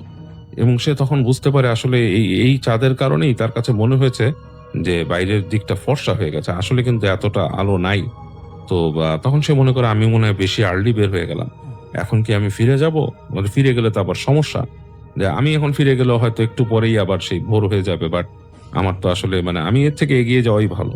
তো সে চিন্তা করে সে হাঁটতে থাকে, তার গরু ষাঁড় দুটোকে নিয়ে হাঁটতে থাকে এবং এবং শীত দেখে সে মাঝে মাঝে একটু জোরে হাঁটার চেষ্টা করে, ষাঁড়দেরকেও একটু বাগিয়ে নিয়ে যায়। এরকম করে সে একসময় তার জমির কাছে চলে আসে এবং সে ষাঁড়দেরকে নিয়ে সে নেমে যায় রাস্তার থেকে সেদিকে এবং আস্তে আস্তে আস্তে করে তার ক্ষেতের কাছে চলে যায়। তো তার ক্ষেতটা যে জায়গায় ছিল সেটা ছিল নদীর খুব কাছে, মানে তার যে জমিটা তার থেকে একটু দূরেই নদী, এবং সেই ক্ষেতের পাশেও কিছু জায়গা ছিল পুকুরের মতো আর কি, সেখানে পানি থাকে, মানে পানি ভরা। তো সেই আশেপাশে যে সে ফার্স্টে দাঁড়ায় এবং তার শীতটাকে সে মোটামুটি কন্ট্রোল করার জন্য নিজে কিছুক্ষণ মানে নিজস্ব শারীরিক যে ব্যায়াম আছে সেগুলো করে। তো এরকম ব্যায়াম ট্যায়াম করে সে চিন্তা করে যে আচ্ছা ঠিক আছে, শরীরটা একটু গরম করলাম, গরম করে আমি এখন ষাঁড়দেরকে সে তার কাজে লাগাবে। সে হেঁটে যায় তার সেই ছোট যেই একটা মাচার মতো মানে ঘরের মতো আছে সেখানে, সেখানে চলে যায়। সেখানে যেয়ে সে টেনে তার লাঙল বের করে এবং এনে সে তার ওই ষাঁড়দেরকে সে যে জোয়াল পরায় আর কি, যেটা দিয়ে সে চাষ করে আর কি, লাঙল লাগাবে আর কি, সব সব প্রস্তুতি নিচ্ছে আর কি সে এগুলো করার জন্য। মোটামুটি সেগুলো লাগাচ্ছে এবং কাজ করছে। তো হঠাৎ করে সে খেয়াল করে যে তার যে যে জমিটার শেষের দিকে মানে অন্যের জমি শুরু হয়েছে, সেখানে আরেকটা ফসল চাষ করা এবং সেখানে উঁচু আইল করা মাটির, এবং সেই আইলের মধ্যে মনে হচ্ছে কে যেন বসে আছে। এবং সে তখন খেয়াল করে যে এই কে বসে আছে এখানে। তো ওর অস্বস্তি লাগে, সে চিন্তা করে যে এখানে কে বসে আছে, এই আইলের মধ্যে বসা এরকম। তো সে অনেক চিন্তা ভাবনা করে সে মনে করে যে এটা কি অন্য কোনো কৃষক বা অন্য কেউই করতেছে। তো সে ওখান থেকে হাঁক দেয়, বলে এই কেডা রে, ওখানে কেডা? তো সেখান থেকে কোনো উত্তর আসে না। আবার সে হাঁক দেয়, এই কেডা রে? তো একটু পরে সেখান থেকে বলে আমি ইদাম। তো এমন ভাবে বলে, কণ্ঠটা তার কাছে বেশ ভয় ধরিয়ে দেয় তাকে, কারণ সে কিন্তু অলরেডি দুঃস্বপ্ন দেখছে কয়েকটা, এবং সেই দুঃস্বপ্নে কিন্তু এরকম ধরনের আর কি একটা অন্ধকার যে জিনিস, যেটা আমি বললাম যে এরকম দুঃস্বপ্ন সে দেখছে প্রায়। তো এটাতে তার বেশ ভয় ধরে যায়। তো সেই ভয় পাওয়াটা কিন্তু তার মাথায় ঢুকে গেছে, এবং সেই ইদাম ক্যারেক্টারটা তার স্ত্রীও তাকে বলেছে তার পেছনে কেউ আসছে। তো এরকম একটা ব্যাপার তার মাথায় আছে। তো সেই ইদাম এবার শুনে সে একটু ভয় পেয়ে যায়। সে তখন বলে, এই আপনি কেডা, আপনি কি চান, আপনার এইখানে কি? ইদাম বলে যে তোর সাথে আমার কথা আছে মুসাব্বির। এবার তুই করে বলে তাকে, তো বলে তোর সাথে আমার কথা আছে। তো সে বলে যে আমার সাথে কি কথা আপনার? বলে আছে, কথা আছে, তুই এদিকে আয়। তো মুসাব্বির তখন চিন্তা করে যে না, আমি না গেলে তো সমস্যা, আবার গেলেও সমস্যা। সে চিন্তা করে আপনি কেডা, আপনার আমি চিনি না। ওখান থেকে সে বলতেছে আপনি কেডা, আমি এখানে এমন, আপনি আমার কাছে আসেন। তো তখন দেখে যে সেই যে ইদাম যে ক্যারেক্টারটা, সে উঠে দাঁড়ায়। উঠে দাঁড়িয়ে সে দেখছে যে বেশ লম্বা কিন্তু, এবং চাঁদের আলো পড়েছে তার সেই শরীরের উপর, এবং যথারীতি সেই চাদর দিয়ে ঢাকা, কালো চাদর দিয়ে তার শরীরটা ঢাকা, এবং চাঁদের আলোতে তার কোনো ছায়া পড়ছে না। মানে চাঁদের আলোটা এমন ভাবে ছিল, মানে আসলে কিন্তু পড়ছে এই লোকের উপরে, সে তার ছায়া কিন্তু মাটিতে পড়ার কথা, কিন্তু পড়ছে না। তো ওই ছায়া না পড়ার ব্যাপারটা দেখে না মুসাব্বির বেশ ভয় পেয়ে যায়, এবং সে একটু একটু পেছাতে থাকে। ওই ইদাম যখন সামনে এগিয়ে আসছে তখন কিন্তু সে পেছাতে থাকে। তো তখন সে হঠাৎ করে একটা হাসির শব্দ শোনে, দেখে যে ওই ইদাম যে ক্যারেক্টারটা সে হাসছে, এরকম হে হে হে হে করে হাসছে, এবং হঠাৎ করে দেখে যে সেই ইদামের দুটো হাত বেরোল, মানে ওই তার যে চাদরের ভেতর থেকে বেরোলো, এবং বেশ লম্বা হয়ে গেল হাত দুটো। মানে মনে হলো যে তার হাতটা ঠিক মাটির কাছে, তার হাঁটুর কাছে চলে আসছে। এবং এইটা দেখে ইসের ভেতরে, মুসাব্বিরের বুকের ভেতরে একটা ভয়ঙ্কর কাঁপন উঠে যায়, এবং সে তার গরু জোয়াল সব ফেলে সে ছেড়ে দৌড় দেয়। এবং সে যখন দৌড়াচ্ছে, সে পিছনে শব্দ পায়, পায়ের শব্দ, তার পেছনে কেউ দৌড়ে আসছে, এবং সে একবার ফিরে তাকিয়ে দেখে বেশ কিম্ভূতকিমাকার ভাবে তার পেছনে দৌড়ে আসছে সেই যে ইদাম নামে যে ক্যারেক্টারটা, সেটা দৌড়ে আসছে। এটা আসলে মানুষ না, সে বুঝে ফেলেছে অলরেডি, কারণ তার দৌড়ানোটাও বেশ ভয়ঙ্কর রকমের ছিল। মানে কেমন জানি বাঁকা হয়ে তার লম্বা লম্বা দুটো হাতকে, বেশ অস্বাভাবিক লম্বা হাত দুটোকে বাঁকিয়ে গিয়ে আসছে, এবং হাসছে এরকম করে হাসছে, এবং পেছনে পেছনে আসছে। তো প্রচন্ড জোরে ছুটছে মুসাব্বির, খুব জোর ছুটছে। মুসাব্বির কিন্তু বেশ বলশালী মানুষ ছিল, শক্তিশালী একজন মানুষ, এবং সে তার কৈশোর থেকে সে কুস্তি, মানে সেখানকার সময়কে যে কুস্তি করতো এবং সাঁতার করতো, এবং সব রকম সে স্পোর্টস অথেন্টিক ছিল, অনেক কিছুই করতো আর কি। তো সে প্রচন্ড জোরে ছুটতে পারতো, সে প্রচন্ড জোরে ছুটছে এবং সে নদীর পাড় ধরে ছুটছে এবং ছুটতে ছুটতে ছুটতে ছুটতে এক সময় সে খেয়াল করে তার পেছনে সেই এই যেই ভৌতিক ভূতটা বা যেই ইরাম ক্যারেক্টারটা সেটা কিন্তু নাই। এবং সে তখন বুঝতে পারে চারিদিক খা খা করছে এবং সেই চাঁদের আলো কিন্তু তখনও আছে। তো সে দৌড়াতে থাকে, সে দৌড় থামায় না, আস্তে আস্তে দৌড়াতে মানে দৌড়ের গতি একটু কমায়। দৌড়াতে দৌড়াতে একসময় যে দেখে যে দূরে নদীতে একটা নৌকা এবং সেই নৌকা দাঁড়িয়ে আছে এবং নৌকার মধ্যে একজন মানুষ বসা আর কি নৌকার উপরে। তো মুসাব্বিরের আসলে তখন আসলে ভয়ের চোটে মানে সে প্রচন্ড ভয় কিন্তু পেয়েছে এবং সেই হিতহিত জ্ঞান হারিয়ে ফেলেছে। সেই নৌকাটাকে দেখে মনে করে যে এই নৌকাটা দিয়ে আমি নদী পার হয়ে গেলে মনে হয় এই যে পেছনে যে বিপদটা রেখে এসছি এটার থেকে বাঁচতে পারবো, কারণ আমাকে ফলো করে এত দূর আসছে, নিশ্চয়ই এটার কোনো ব্যাপার আছে। তো সে দৌড়ে যে ওই ওই ওই নৌকার লোকটাকে বলে, এই ভাই, এই ভাই, এই ভাই, আমাকে আমার একটু নদীটা পার করে দেন, আমাকে নদীটা পার করে দেন। তো সে বলতে বলতে নৌকার কাছে চলে আসে। তো লোকটা কিছু বলে না, দেখে যে নৌকা যে পার করছে সে উঠে দাঁড়ায় মানে নর্মালি সে তার হাতে সেই বৈঠা আছে, বৈঠাটা নিয়ে সে দাঁড়ায়।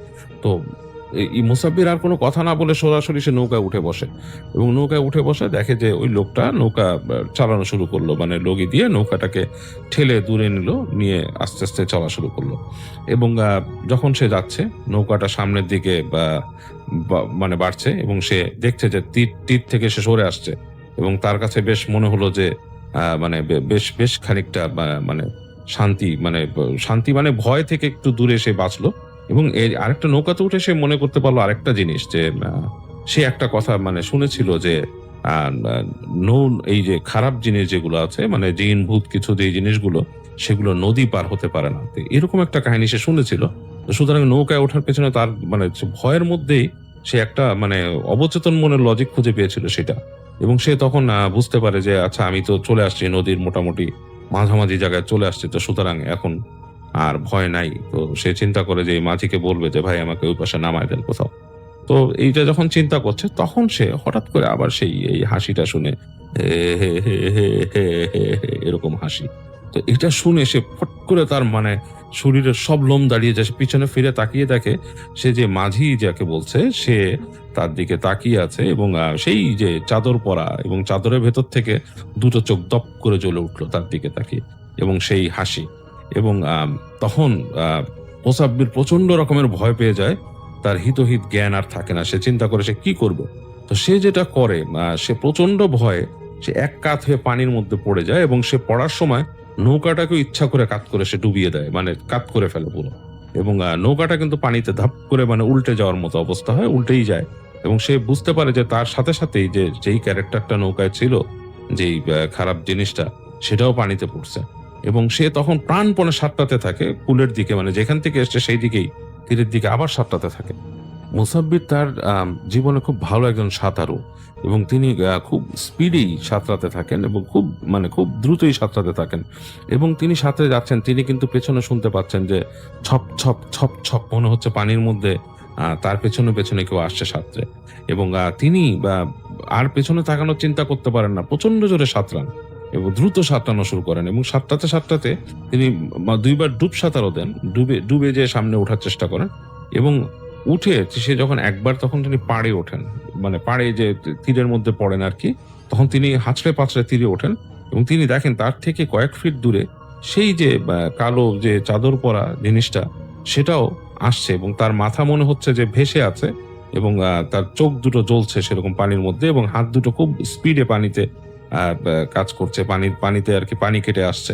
এবং সে প্রচন্ড ভয় পেয়ে তীরে উঠে আবার দৌড়ানো শুরু করেন এবং দৌড়াতে দৌড়াতে তিনি আবার কিছু দূর চলে যান। তো এক সময় তিনি দেখতে পান যে তার পেছনে মনে হলো উড়ে আসছে, তখন তার শক্তি অনেকটাই কমে গেছে। মুসাব্বিরের তখন গায়ের শক্তি খুব একটা নেই, তিনি আর আসলে খুব বোধ শক্তি রাখতে পারছেন না। তিনি ঘুরে দেখেন যে তার পেছনে সেই জিনিসটা উড়ে আসছে এবং এসে তাকে জাপটে ধরে এবং তিনি বুঝতে পারেন কিছু একটা প্রচন্ড ঠান্ডা। এবং এই মানে তিনি কিন্তু এতক্ষণ যে পানিতে নামছিলেন এবং তিনি দৌড়াইছেন তার শরীরের মধ্যে প্রচন্ড হিট তৈরি হয়েছিল এবং সেটার থেকে কিন্তু আবার সে পানিতে নেমেও সে ঠান্ডা পাওয়ার পরও কিন্তু তার শরীরে হিট তৈরি হয়েছিল, কারণ ভয় এবং তার যে শারীরিক পরিশ্রমের ফলে। কিন্তু এইবার যে তাকে জাপটে ধরলো সেটা মনে হলো প্রচন্ড হিমশীতল ঠান্ডা কিছু একটা। এবং মুসাব্বির আসলে তার বোধ রাখতে পারলো না। সে প্রায় একবার ভেবেছিল যে সে তার চেতনা হারিয়ে ফেলবে, বাট যেটা হয় সে হঠাৎ করে তার মনটা বিদ্রোহ করে ওঠে প্রচন্ড, এবং সে প্রচন্ড শক্তিতে, আসলে সে সময়কার গ্রামের মানুষের প্রচন্ড শক্তি ছিল, এবং তার কারণ তারা প্রকৃতির অনেক কাছাকাছি থাকতো, এবং তখনকার সময় খাবার দাবার বা সবকিছুই এতটা কন্টিমিনেটেড হয়নি, এবং তাদের জীবন আচার ছিল অনেক স্বাস্থ্যসম্মত। তো তারা মোটামুটি বেশ বলশালী ছিল। তো মুসাব্বিরও বেশ বলশালী একজন মানুষ ছিলেন, এবং তিনি যেটা করেন, প্রচন্ড শক্তিতে তার গায়ের যেই এটাকে ছেড়ে ফেলেন, এবং এটার জন্য তার অদম্য শক্তি কাজ করে এটার জন্য, এবং ছেড়ে ফেলার পরে তিনি মনে হয় বিদ্রোহ করে ওঠেন, এবং সেই যে পিশাচটা বা যেই খারাপ জিনিসটা, সেটাও তার উপর আবার ঝাঁপিয়ে পড়ে। শুরু হয়ে যায় দুজনের মধ্যে তুমুল যুদ্ধ, মানে মল্লযুদ্ধ যেটাকে বলে, কুস্তি, এবং প্রচন্ড রকমের মানে চেপে ধরে, একজন একজনকে চেপে ধরে, এবং তিনি বুঝতে পারেন, মুসাব্বির বুঝতে পারেন যে প্রচন্ড রকমের কোনো শক্তিশালী মানুষ বা কোনো কিছুর সাথে তিনি কুস্তি করছেন। তিনি মোটেই এঁটে উঠতে পারছেন না। তাকে যখন চেপে ধরছেন, তার মনে হচ্ছে তার শরীরের উপরে 4-5 জন মানুষ ভর করে যাচ্ছেন। তিনি জীবনে অনেক কুস্তি করেছেন, এবং এটাতে তিনি মোটামুটি ওই সময়কার চ্যাম্পিয়ন ছিলেন, এবং তিনি বুঝতে পারছেন যে এরকম বলশালী কারোর সাথে তিনি কুস্তি করেননি, এবং প্রচন্ড রকমের, এবং প্রতিবার তাকে যখন চেপে ধরছে মনে হচ্ছে সেটা খুব হাসছে, হে হে হে হে হে এরকম করে হাসছে, এবং তিনি তখন যখন হাসছে তখন তার নিজের প্রচন্ড অপমান বোধ হচ্ছে, এবং প্রচন্ড শক্তিতে তিনি ঝেড়ে ফেলার চেষ্টা করছেন। তো তিনি একটা সময় দেখলেন যে তার শক্তি মোটামুটি লোপ পেয়ে যাচ্ছে, তিনি আর পারছেন না, সারা শরীর ক্লান্ত হয়ে গেছে। তো একটা সময় উনি বুঝতে পারলেন যে তাকে মানে চেপে ধরেছে, এবং তার দম চলে যাচ্ছে আস্তে আস্তে, এবং তার দিকে তাকিয়ে যে সেই জিনিসটা তাকিয়ে আছে, এবং তার চোখ তিনি দেখতে পাচ্ছেন যে জল করছে, এবং সেই চোখের দিকে তাকিয়ে তিনি আরো নিজের শক্তি হারিয়ে ফেলা শুরু করলেন, এবং মনে হচ্ছে যে চোখটার উজ্জ্বলতা ক্রমে বাড়ছে, এবং তার শরীরের শক্তি ধীরে ধীরে কমে আসছে। এরকম করতে করতে তিনি মনে হচ্ছে যে ওনার ভিতরের যে প্রাণ শক্তিটা সেই চোখগুলো শুষে নিচ্ছে, এবং ক্রমে উজ্জ্বল থেকে উজ্জ্বলতর হচ্ছে, এবং তিনি বুঝতে পারলেন যে তার আসলে সময় শেষ হয়ে আসছে, এবং তার শরীরের শক্তিও প্রায় নিঃশেষ হয়ে যাচ্ছে। তিনি আর তার শরীরে কোনো শক্তি খুব একটা ফিল করছেন না। তো তিনি এক পর্যায়ে প্রায় আত্মসমর্পণের মতো করে ফেললেন, যে তিনি বুঝছেন যে তিনি এখন শেষ হয়ে যাবেন। এই সময় ওনার ভেতরে হঠাৎ করে একটা বোধ আসলো, তিনি সৃষ্টিকর্তাকে স্মরণ করলেন, তিনি আল্লাহকে স্মরণ করলেন, এবং স্মরণ করায় হঠাৎ করে কোত্থেকে জানি তার মধ্যে প্রচন্ড রকমের একটা শক্তি দানা বেঁধে উঠলো কিছুক্ষণের জন্য। তিনি প্রচন্ড একটা ঝাড়া মারলেন নিজের শরীর, এবং সেই প্রচন্ড ঝাড়ায় সেই জিনিসটা তাকে ছেড়ে দিয়ে সরে গেল কিছুটা, এবং তিনি মন থেকে দোয়া পড়লেন, এবং দোয়া পড়ে তিনি ছেড়ে দৌড় দিলেন, এবং তিনি যখন দৌড়াচ্ছেন তিনি আবার ফিল করলেন যে তার পেছনে কেউ আসছে দৌড়ে। এই সময় তিনি ক্ষীণ শব্দে দূর থেকে নদীর ওই পারে কোনো একটা হয়তো মসজিদ ছিল, সেখান থেকে আজানের শব্দ শুনতে পেলেন, খুব ক্ষীণ, এবং এই আজানের শব্দ শোনার সাথে সাথে মনে হলো তার পেছনের যে দৌড়ের শব্দটা থেমে গেল, আর কোনো শব্দ উনি পিছনে পাচ্ছেন না, এবং ওনার মনের মধ্যে একটা অসাধারণ প্রশান্তি এবং সাহস ভর করলো। তো তিনি দৌড়ানো শুরু করলেন, দৌড়াচ্ছেন, এবং ওই শব্দ আর পাচ্ছেন না। তো এইভাবে দৌড়াতে দৌড়াতে তিনি দূরের ক্ষেতে দেখলেন যে মানুষ আর 2-3 জন মানুষ দাঁড়িয়ে আছেন, কয়েকজন মানুষ, এবং তাদের সাথে কয়েকটা গরুও দেখলেন তিনি। তো তিনি কোনো মতে দৌড়াতে দৌড়াতে তাদের কাছে গেলেন, যে ধপ করে পড়ে গেলেন, তার আর কিছু মনে নেই। তো পরবর্তীতে যেটা হয়, মুসাব্বির জ্ঞান ফেরে তার বাড়িতে, তখন তার প্রচন্ড জ্বর, এবং তিনি প্রচন্ড অসুস্থ, এবং তার সারা শরীরে ব্যথা। তার বাড়ির মানুষজন তাকে তার স্ত্রী জিজ্ঞেস করে যে কি হয়েছে, এবং তিনি কোনো মতে অস্ফুটভাবে স্ত্রীকে ঘটনার এত বর্ণনা না দিয়েও মোটামুটি কিছুটা বলেন যে সে এরকম কিছুর মধ্যে পড়েছিল, এবং তার স্ত্রী তখন তার অন্যান্য যারা তার ভাই এবং আত্মীয় আছে তাদেরকে বলেন, এবং তারা সবাই মোটামুটি তার জন্য মানে ব্যাপারটা নিয়ে চিন্তা ভাবনা করেন। তাকে সুস্থ করার জন্য তারা গ্রামের ওখানে যিনি হুজুর ছিলেন, মৌলানা ছিলেন, তাকে ডাকেন, ডেকে বলেন যে তার এরকম হয়েছে, এবং মুসাব্বিরের স্ত্রী তিনিও বলেন যে তার সাথে মূল ঘটনাটা ঘটে এরকম হাটবারে আসার পথে, এবং তারপর থেকে এরকম অবস্থা। তো যিনি মৌলানা সাহেব ছিলেন তিনি তখন তাকে মোসাব্বিরকে দেখেন, তার শরীরে অনেক জ্বর, এবং বলে যে এটা আসলে এসছে তার এই সেই বদজিনের সাথে, তার সেই মারামারির কারণে, বা সেই যে সে যে কুস্তি করেছে এই কারণে, এবং সে কবে সুস্থ হয় এটাও বলা যায় না। তো মৌলানা সাহেব বলেন যে ওই জায়গা থেকেই সে জিনটা, যেদিন নাকি তিনি আসছিলেন রাস্তায়, তাকে এম করেছিল, মানে তাকে ঠিক করেছিল, এবং সেই জিনটা আসলে চাচ্ছিল তাকে কোনোভাবে মেরে ফেলতে। মানে ওইটা খুব দুষ্ট একটা জিন ছিল, এবং সে তার কাজই এটা, এবং সে চাচ্ছিল তাকে মেরে ফেলতে। বাট কোনো কারণে ওই দিন সে মুসাব্বিরকে ধরতে পারেনি সঠিকভাবে। সম্ভবত মুসাব্বির হাট থেকে আসার সময় দোয়া পড়ে শরীর বন্ধ করেছিল, এবং এই কারণে সে মুসাব্বিরকে ওই দিন সুবিধা করতে পারেনি, এবং সে তককে তককে ছিল সে, এবং তার স্ত্রী যেদিন দেখেছে ওই দিনও সেই জিনের আসলে এম ছিল তাকে যদি সুযোগ মতো পেত তাকে সে ধরতো। বাট সে বাড়িতে পৌঁছে যাওয়ায় তাকে সে ধরতে পারেনি, এবং সে তককে তককে ছিল, তাকে স্বপ্নে ভয় দেখিয়েছে, এবং ফাইনালি তাকে রাতের বেলা সে যখন নাকি চাষাবাদের জন্য বের হয়, এটা তার একটা ভুল ডিসিশন ছিল, অথবা তার এই স্বপ্নর দ্বারাই প্রভাবিত হয়ে সে বের হয়েছিল, এবং তাকে কিন্তু ওই দিনই সুবিধা মতো সে ধরেছিল, তাকে মারার জন্য চেষ্টা করেছে অনেকভাবে। তো হুজুর যেটা বললেন যে ওকে এখন থেকে বলে হুজুর বন্ধ করে দেন, তাকে তার তার শরীর বন্ধ করে দেন, এবং তার ঘর বন্ধ করে দিয়ে যান, এবং বলেন যে তার স্ত্রীকে বলেন যে আপনাদের বাসায় সম্ভবত মনে হয় যে ধর্মীয় প্র্যাকটিসটা কম। তো তার স্ত্রী বলেন যে হ্যাঁ আসলে আমি বেশি পড়ি, সে খুব একটা পড়ে না, কিন্তু সে এমনি মানে বিশ্বাসী মানুষ, দোয়া দুরুদ পড়ে সব সময়, কিন্তু হয়তো মানে তার নামাজটা ঠিক মতো পড়া হয় না। তো তখন তাকে হুজুর বলেন যে আপনি অবশ্যই ওনাকে নামাজ পড়তে বলবেন, এবং অসুস্থ হওয়ার পরে, উনি এখন অসুস্থ, এখন তার জ্বর কবে কমে, সে কবে সুস্থ হয় সেটাও ঠিক নাই। তবে হুজুর তার মতো তিনি তার মসলা দিয়ে যান, যে বলে যে এটা এটা করতে হবে, এই পড়া পানি তাকে খেতে দিবেন, এবং বলে যে একজন ভালো চিকিৎসকের শরণাপন্ন হন, দেখেন কবিরাজ ডেকে আনেন যে তাকে ওষুধ দিবে, এবং এই দোয়ার পাশাপাশি তাকে সে কবিরাজি ওষুধও তাকে খেতে হবে এবং দেখতে হবে। তো যাই হোক, মুসাব্বিরের চিকিৎসা করা হয়, এবং দীর্ঘদিন অসুস্থ থাকার পর সে সুস্থ হয়।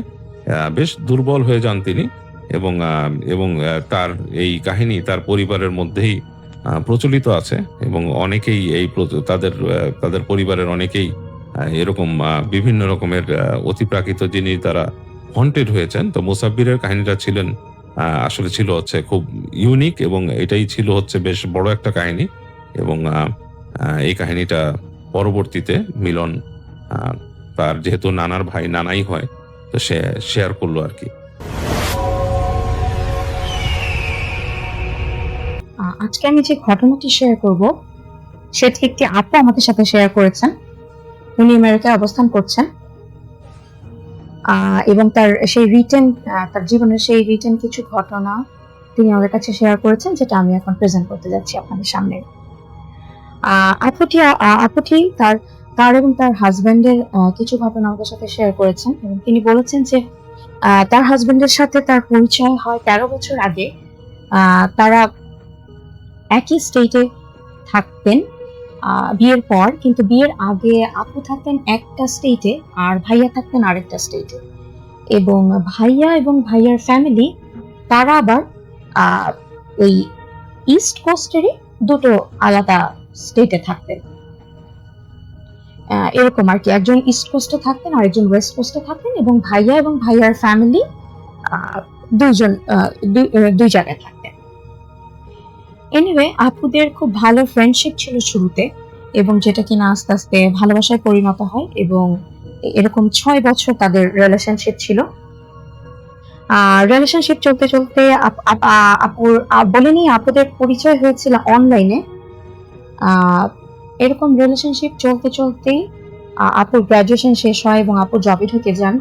আর ভাইয়া গ্রাজুয়েশন শেষ হওয়ার পর কোনো জব পায়নি নিজের স্টেটে যেখানে থাকতেন, তাই ওনার প্যারেন্টসরা যেখানে থাকতেন সেখানে জব খুঁজে পান এবং ওখানে থাকা শুরু করেন, এবং ভাইয়া ইভেন্টুয়ালি আইটি সেক্টরে কাজ করা শুরু করেন।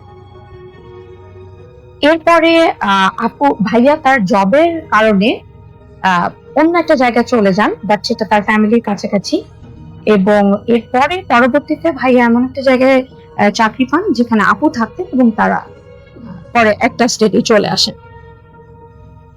যদিও ভাইয়ার ফ্যামিলি চাচ্ছিলেন না যে ভাইয়া তার বাবা মার কাছ থেকে চলে যাক অন্য জায়গায়, কিন্তু চাকরি সুবাদে ভাইয়াকে চলে আসতে হয়েছিল। এবং বলে রাখা ভালো, আপু বলেছেন যে ভাইয়ার ফ্যামিলি খুবই রিলিজিয়াস, প্র্যাকটিসিং মুসলিম ছিল, এবং আপুরাও তাই।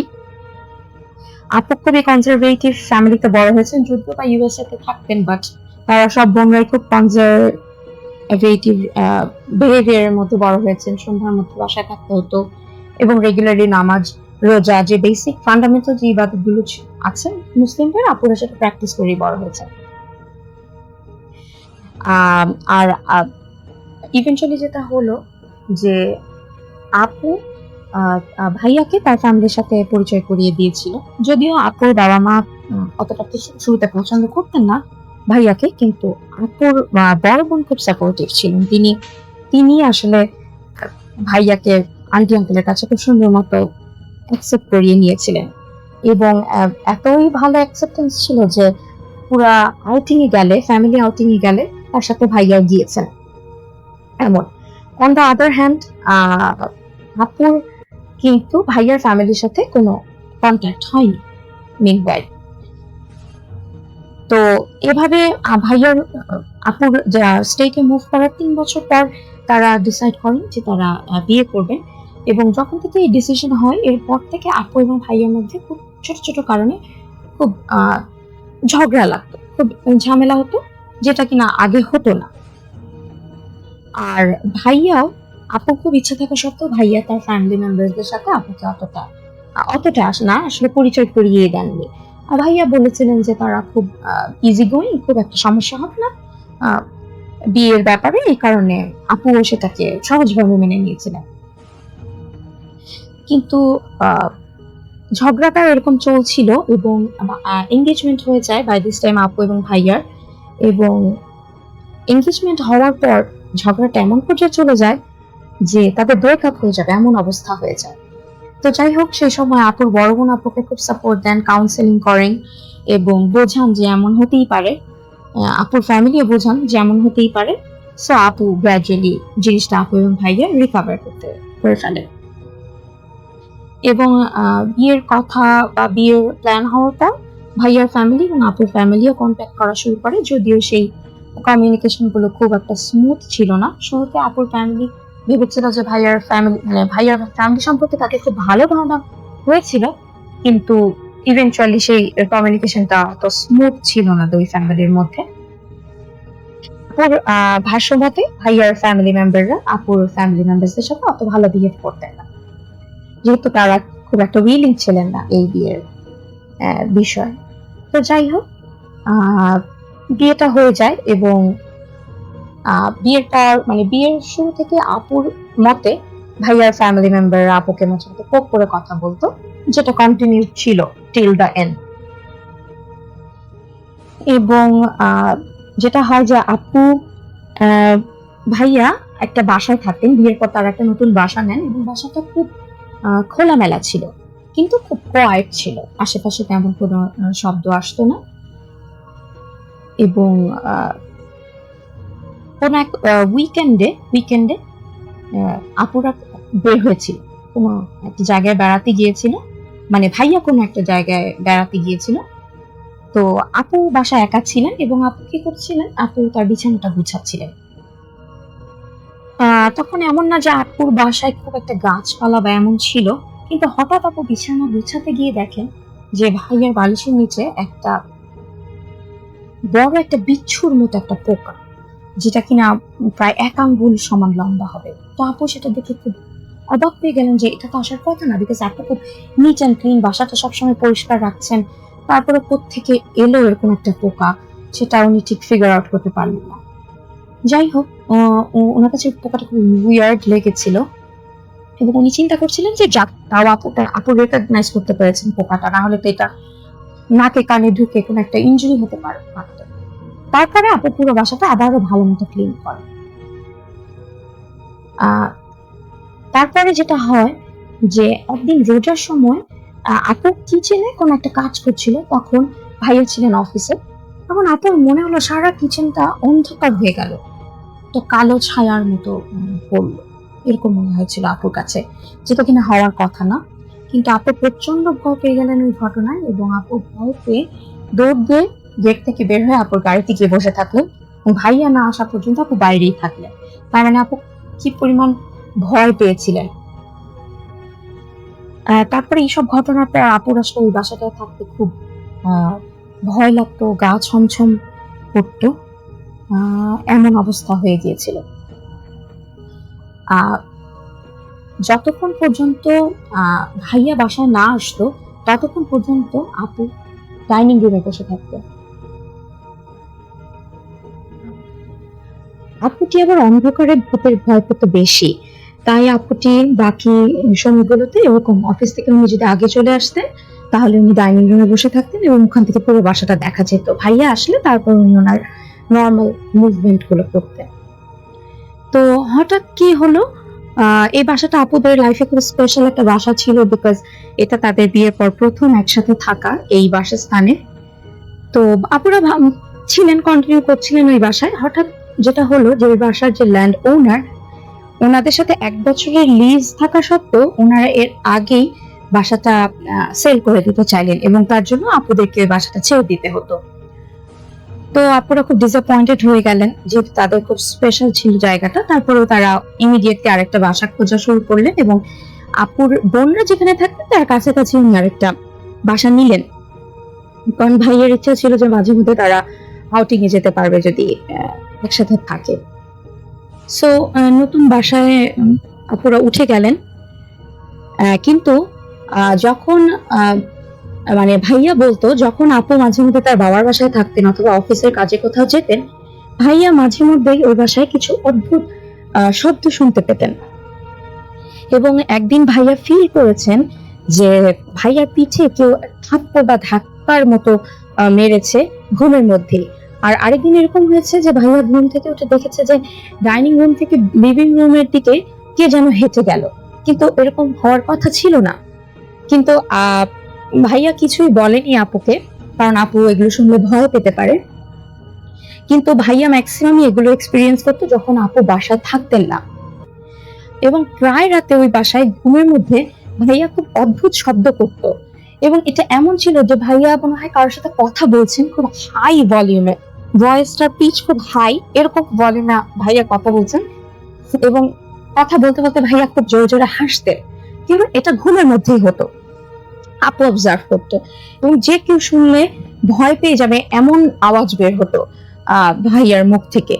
এবং যতক্ষণ না পর্যন্ত আপু ভাইয়াকে স্টপ করতেন যে তুমি কি করছো, কার সাথে কথা বলছো, এরকম ভাবে আপু যতক্ষণ ইন্টারাপ্ট করতেন এইরকম আওয়াজ কন্টিনিউ হতে থাকতো, এরকম কনভারসেশন, যেগুলো কোনো মিনিংফুল কনভারসেশন ছিল না।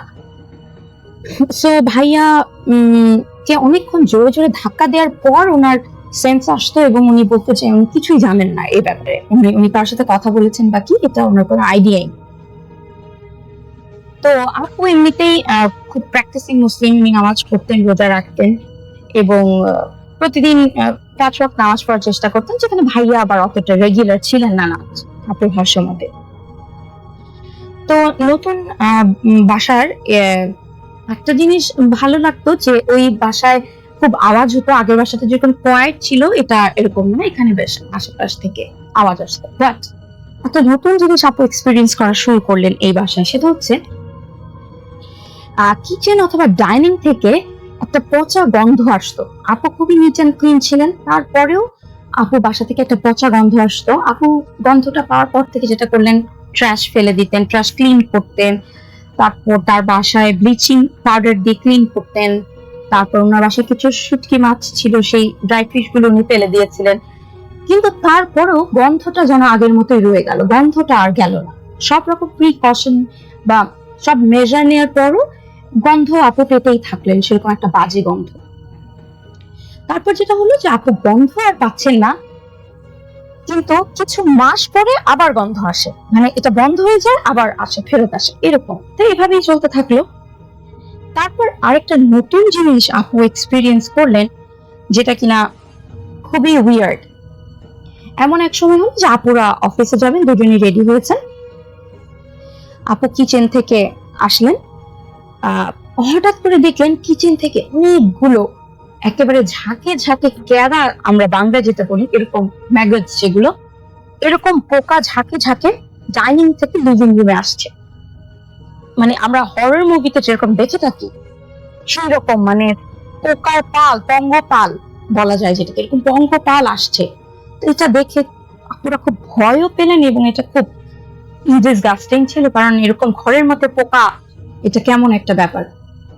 তো যাই হোক, এবং এই পোকাগুলোর গতিপথ ছিল শুধুমাত্র ডাইনিং রুম থেকে লিভিং রুম, আর কোথাও তারা যেত না। এবং এমন না বাসায় কোনো ট্র্যাশ আছে, কোনো ময়লা স্তূপ করা আছে, এমন কিছু না, তারপরেও এটা ঘটতেই থাকলো। পরে আপনারা অ্যাপার্টমেন্ট মেইনটেনেন্সের কাজ যারা করেন তাদেরকে দিয়ে পুরোটা বাসা চেক করালেন, কিছুই পাওয়া গেল না কোথায়, যে সোর্স কি এই পোকাগুলোর। তারপরেও এটা খুব ফ্রিকুয়েন্টলি হতে থাকলো, এবং যার জন্য আপুরা যেটা করলেন, বাসায় যত কার্পেট আছে ডাইনিং এবং লিভিং রুমে কার্পেট গুলো সরিয়ে দিলেন, কারণ কার্পেটের মধ্যে সব কিছু কিছু পোকা এরকম পাওয়া যেত ক্লিন করার পরও। এই কারণে ওনারা পুরো কার্পেটই বাদ করে দিলেন, যে যেহেতু কার্পেটের মধ্যে থাকছে তাহলে হয়তো বা এবার একটু রিলিফ পাওয়া যেতে পারে। তো তারপরে দেখা গেল যে এদিক দিয়ে আপুর আর ভাইয়ের ঝগড়া আরো বেড়ে গেল, এবং আপুর ভাষ্য মতে তার শ্বশুর বাড়ি থেকে তাকে যে ভার্বালি যে টর্চার গুলো করা হয় সেগুলো তো চলছিলই, সাথে ভাইয়ের সাথে তার ছোটখাটো ব্যাপারে খুনসুটিটাও কন্টিনিউ করতে থাকলো, মানে এটাও আরো বেড়ে গেল। আর এদিকে ভাইয়াকে কিন্তু আপুর বাসায় খুব আদর, খুব ওয়েলকাম করতো, খুব ওয়ার্ম একটা রিলেশনশিপ ছিল। এবং ভাইয়াও ভাইয়া তার শ্বশুর শাশুড়িকেও সেভাবেই ট্রিট করতেন, সেই রিটার্নটা উনি দিতেন। কিন্তু আপুর মতে আপুর শ্বশুর বাড়ির লোকরা এটাকে খুব পজিটিভলি নিত না। যাই হোক, এরপরে যেটা হয় যে উইকেন্ডে বা এরকম ছুটি পেলে আপুরা যেতেন, আপুর শ্বশুর বাড়িতে যেতেন, কিন্তু রিলেশনশিপ খুব একটা ইমপ্রুভমেন্ট হয়নি, আগের মতোই ছিল, একটা কোল্ড একটা ওয়ার সবসময় চলতো। তো যাই হোক, আপু যেটা হতো যে এই ধরনের ট্রিটমেন্ট পেতে পেতে, তার ভাষ্যমতে তিনি শ্বশুরবাড়ি থেকে এই ধরনের ট্রিটমেন্ট পেতে পেতে উনি খুব মেন্টালি উইক হয়ে যেতে থাকলেন, এবং তার জন্য উনি কাউন্সেলিংও করালেন প্রফেশনালি, যেহেতু আপুর মেন্টাল একটা মেন্টালি উনি ডিমোটিভেটেড এরকম। তো যাই হোক, আপু ভাইয়া, যেহেতু আপু নিজে ইন্ডিপেন্ডেন্ট ছিলেন ফিনান্সিয়ালি, নিজে জব করতেন, আপু আর ভাইয়া দুজন ইন্ডিপেন্ডেন্টলি চলতেন বা দুজন কন্ট্রিবিউট করতেন সংসারে, এরকম আর কি। ব্যাপারটা এমন না যে আপু ডিপেন্ডেন্ট ভাইয়ার উপর, এরকম নয়, দুজন মিলেই কন্ট্রিবিউট করতেন। আর ভাইয়াও তার ফ্যামিলিকে দেখতো ফিনান্সিয়ালি, সেটাও আপু খুব অ্যাপ্রিশিয়েট করতেন। তো যাই হোক, এরপরে যেটা হলো যে ফ্রেন্ডশিপ থেকে তো আপুদের বিয়ে, তো আপুদের অ্যাডজাস্টমেন্ট কিন্তু ভালো ছিল, ঝগড়া হতো কিন্তু শ্বশুরবাড়ির সাথে ঝগড়া হতো আপুর, কিন্তু তারপরে এগুলো খুব একটা তাদের পার্সোনাল লাইফে ইম্প্যাক্ট করতে পারতো না, তারা ভালো যেরকম একটা লাভেবল রিলেশনশিপ সেটাই চলছিল। আরেকটা বিষয় আপনি লক্ষ্য করেছিলেন যে নতুন বাসাতে আসার পর থেকে আপুর অ্যাসিড রিফ্লাক্স হতো, খুব অ্যাসিড ফর্মেশন হতো, যেটা কিনা আগে এতটা ছিল না, এবং অ্যাসিড রিফ্লাক্সটা এত বাড়তে থাকে যে আপু রাতে ঘুমাতেই পারতেন না, এবং তাকে ডাক্তারের শরণাপন্ন হতে হয়েছে। এত সমস্যা হতো যে সারা রাত উনি হয়তো পায়চারি করছেন। তো ডক্টর ওনাকে একটা এন্ডোস্কোপি করালো, এবং যেখানে কিন্তু কিছু ইনফরমেশন পাওয়া গিয়েছিল, কিন্তু খুব একটা সিরিয়াস কিছু হয়নি, যেটার জন্য আপুকে হয়তো রাতের পর রাত সাফার করতে হয়েছে, কিন্তু মেডিকেল রিপোর্ট অতটা সিরিয়াস কিছু বলেনি। যাই হোক, আপুর আরেকটা বিষয় হতো যে আপু সবকিছু ভুলে যেতে শুরু করলেন, তার মেমোরিটা একটু ডাল হতে থাকলো আগে থেকে, উনি সবকিছু মনে রাখতে পারতেন না। তো উনি ভাবতেন যে এটা হয়তো কোনো স্ট্রেস থেকে হচ্ছে, তার কলিগরা তাকে সাজেস্ট করতো যে তুমি সবকিছু নোট করে রাখবে, যেহেতু তোমার মনে থাকছে না, এরকম।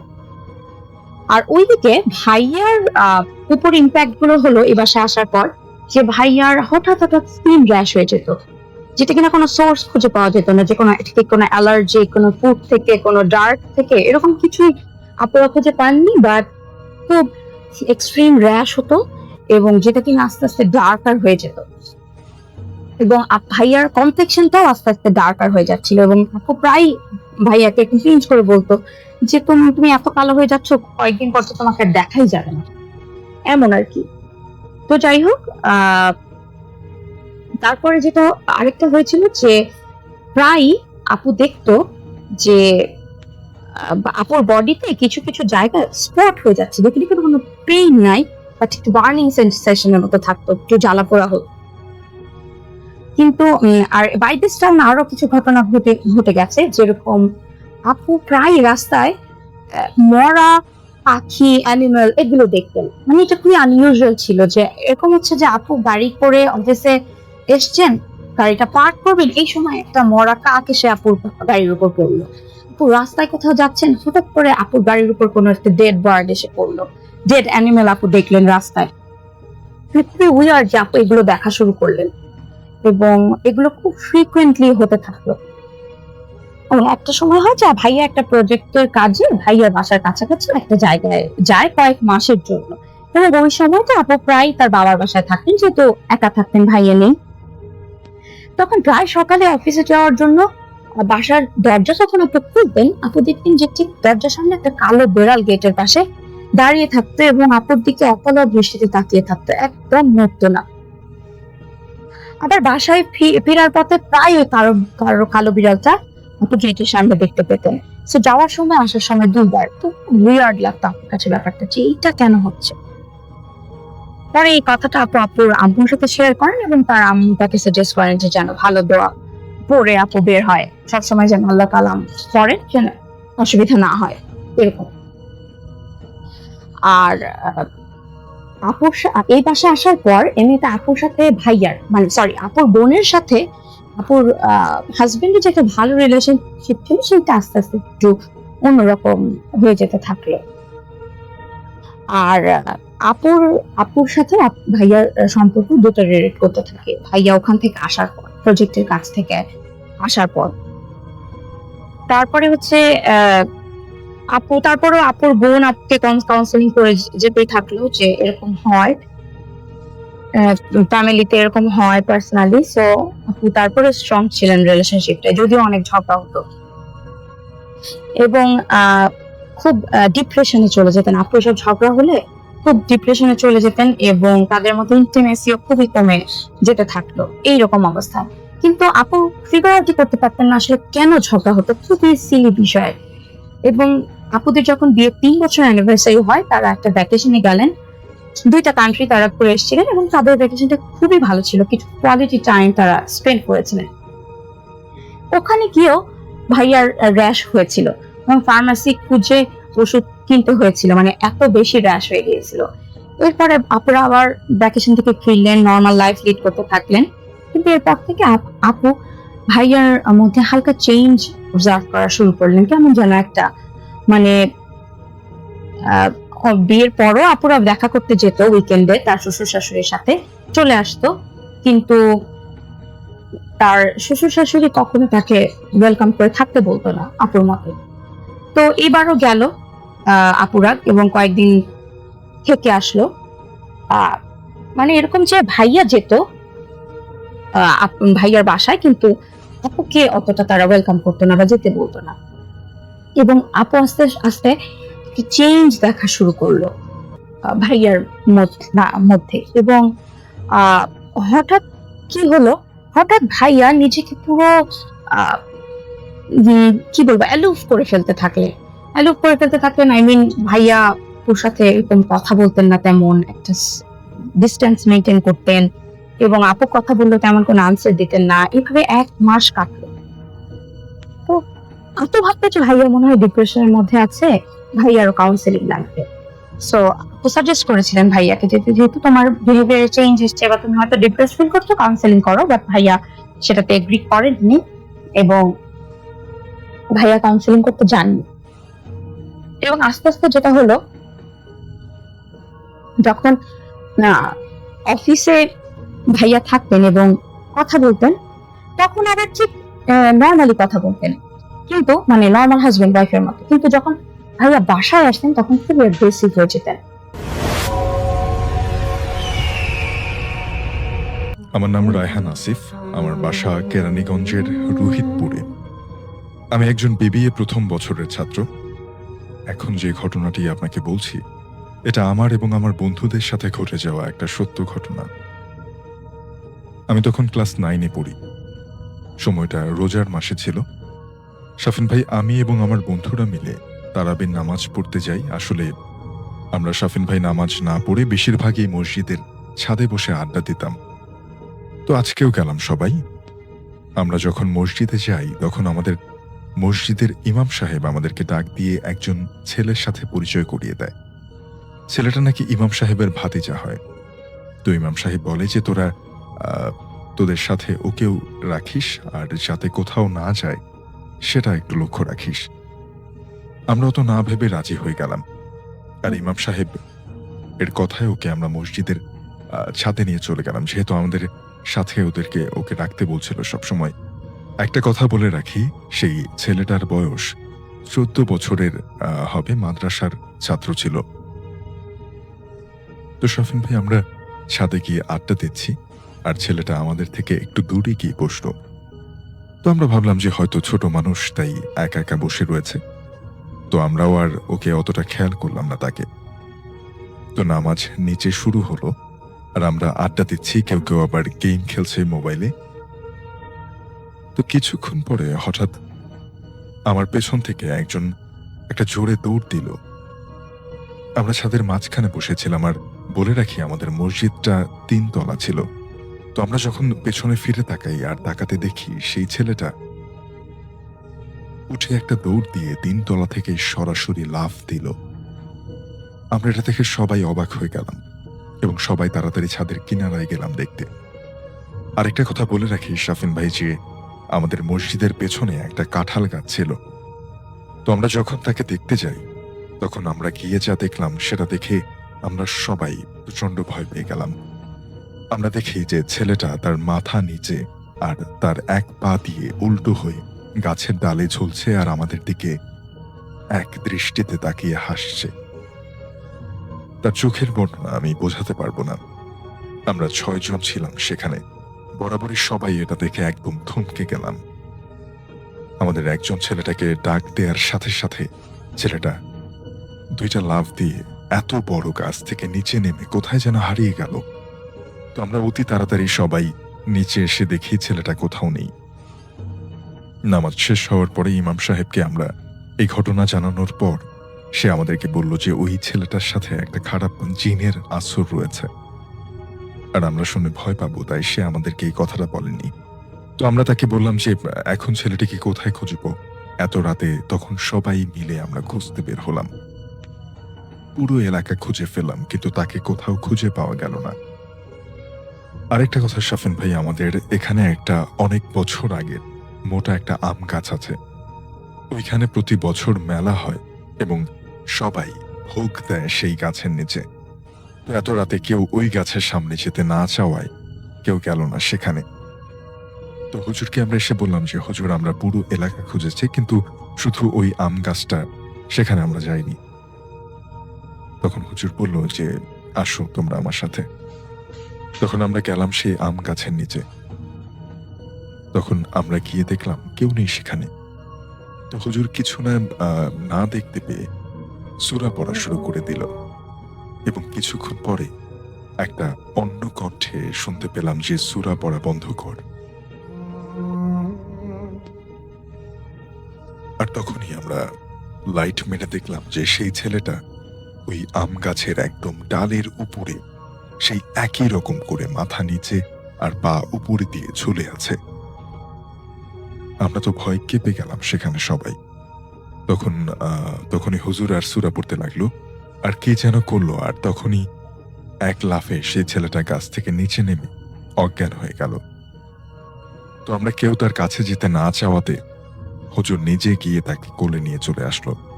তারপর থেকে সেই ছেলেটি আর কখনো আমাদের এলাকায় আসেনি। জানি না কেমন আছে সে, কিন্তু শাফিন ভাই, এই ঘটনা আমার এবং আমার বন্ধুদের জীবনে ঘটে যাওয়া একটা সত্য ঘটনা। সে রাতের কথা এখনো মনে পড়লে আমার খুব ভয় করে। এই ছিল আমার ঘটনা শাফিন ভাই। ভালো লাগলে পড়ে শোনাবেন। ভালো থাকবেন। আসসালামু আলাইকুম। ঘটনাটি আমার ফেসবুক পেজ আর যে শাফিন সেখানে পাঠিয়েছেন আসিফ, রায়হান আসিফ, কেরানীগঞ্জ, রোহিতপুর থেকে।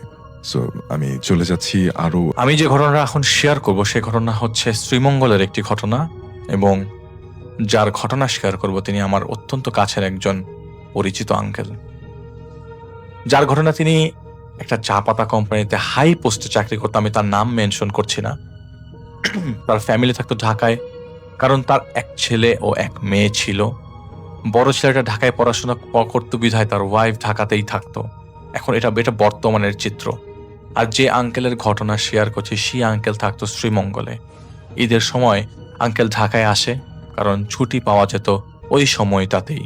তাই বাংলায় তার ফুল ফ্যামিলি নিয়ে থাকতে পারতেন না তিনি। আর এসব তো অনেক আগের। তো চা বাংলার মানে এই টি গার্ডেনের অফিসের বাংলোটা হচ্ছে তার অফিস থেকে 10 মিনিটের রাস্তা। এখন যেই জায়গাটার ঘটনা শেয়ার করব, শুরুতে তিনি যখন পোস্টিং হয়ে এই বাংলোতে ওঠে তখন তার বড় ছেলের বয়স ছিল 2 বছর, এবং ঢাকাতে আন্টির তার মায়ের বাসায় থাকতো তার ছেলেকে নিয়ে। সেটা হবে 1991-এর দিকে। যেদিন তিনি ঢাকাতে রওনা হবে তার আগের দিন রাতের বেলা খুব বৃষ্টি হচ্ছে। প্ল্যান করছিল তার ওয়াইফকে এবং তার বাচ্চাকে তিনি এখানে নিয়ে আসবেন। আর ওখানে বৃষ্টি হলে ঘন্টা দুয়েক বৃষ্টি হতো। শিয়াল ডাকছিল সন্ধ্যার দিকে। হঠাৎ রাত 10টার দিকে নামে তুমুল বৃষ্টি হওয়াতে ইলেকট্রিসিটি চলে যায়। ইলেকট্রিসিটি এমনিতেও ভালনারেবল ছিল, সবসময় থাকতো না। অন্ধকার, তাই বাংলোতে ছিল 2টা কাজের লোক। একজন ওই সময় রাতের বেলা থাকতো 2টা কাজের লোক, একজন রান্নার জন্য থাকতো আর একজন পরিষ্কার জন্য থাকতো। আর অন্যান্য খানসামা যারা সার্বিক দায়িত্বে ছিল, কোনো মহিলা মানুষ ছিল না এবং সবই পুরুষ মানুষ। তিনি অফিস থেকে ওই দিন রাতের বেলার ঘটনা, উনি অফিস থেকে আসেন, ব্যাগ গোছান এবং শুয়ে পড়েন।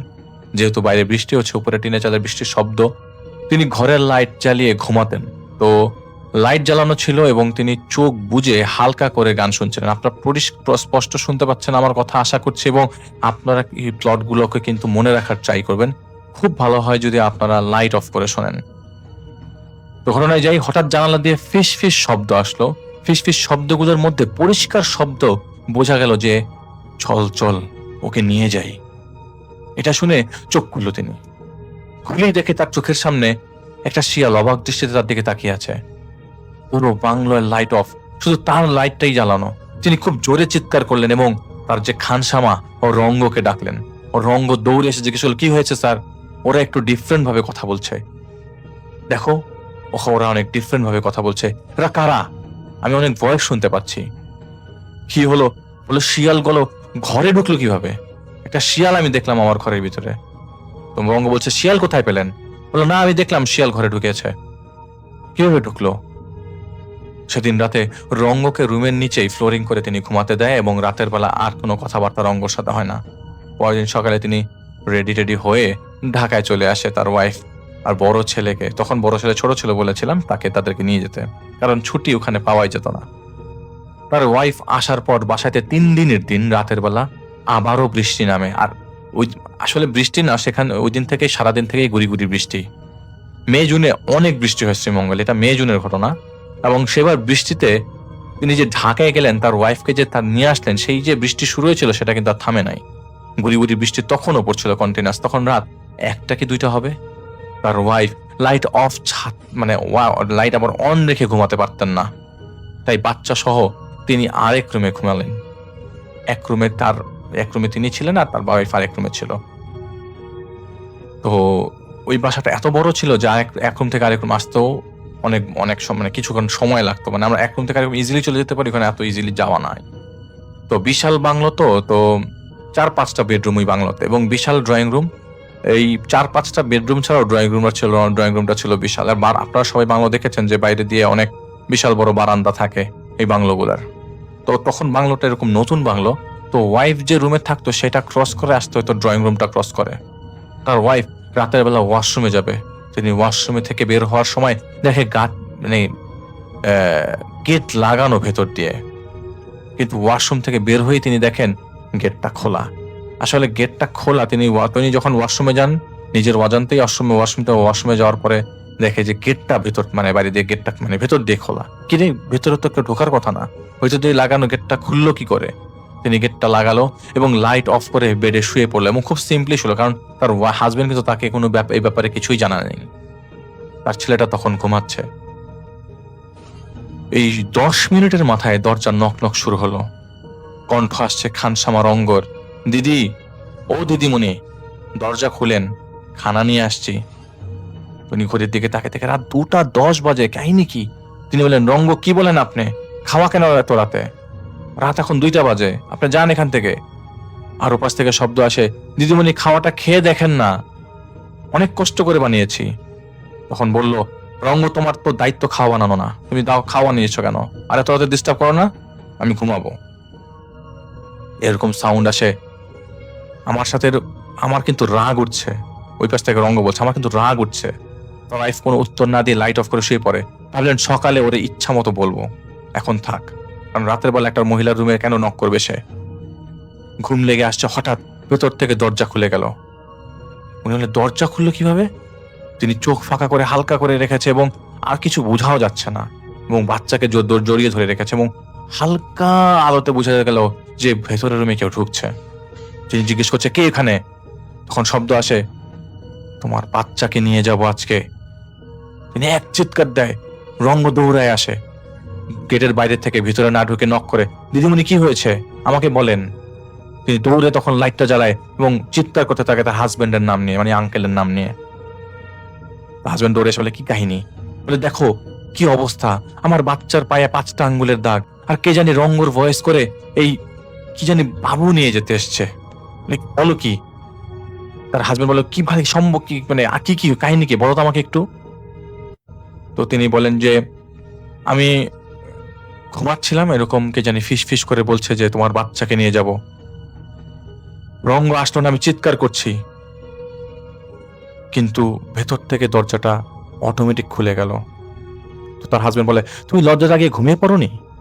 তখন তার ওয়াইফ বললো, না আমি তো ভেতরে লাগিয়ে ঘুমিয়েছি। আমি একবার কাহিনী হচ্ছিল যে আমি ওয়াশরুম থেকে মানে ওয়াশরুম থেকে এসে দেখি যে আমার ভেতর থেকে দরজা খোলা, আমি আবারও লাগালাম, কিন্তু আবার খুললো কিভাবে? সব ঠিক ছিল, কিন্তু আপনার দরজাটা খুলে গেল। তারপর তার ওয়াইফকে নিয়ে তিনি তার রুমে যান এবং লাইট জ্বালিয়ে তার হাজবেন্ড মানে আঙ্কেল লাইট জ্বালিয়ে তার ওয়াইফকে ওয়াইফকে ঘুমাতে বললো, এবং তারা মোটামুটি ঘুম তো আর আসার কথা না, এবং রঙ্গকে বলা হলো বাইরে মাদুর বিছিয়ে শুতে, সাথে রঙ্গর ছেলেও রঙ্গর সাথে ঘুমালো, কারণ ছেলে নাকি ওই মুহূর্তে শুনছিল ছাদের উপর কমপক্ষে 50 থেকে 60টা শিয়াল ডাকছে এবং তারা হাঁটছে। টিনের মধ্যে কুতুর কুতুর কুতুর কুতুর শব্দ, এবং মানে টিনের মধ্যে যেভাবে হাঁটলে শব্দ হয় সেরকম শব্দ, মানুষ হাঁটলে না, কিছু একটা হাঁটছে অনেকগুলা। ছেলেরা দৌড়ে এসেছিল সে রাতে রঙ্গর কাছে। তো সেদিন রাতটা কোনোভাবে কাটে এবং তারা নির্ঘুম অবস্থায় রাত কাটায়।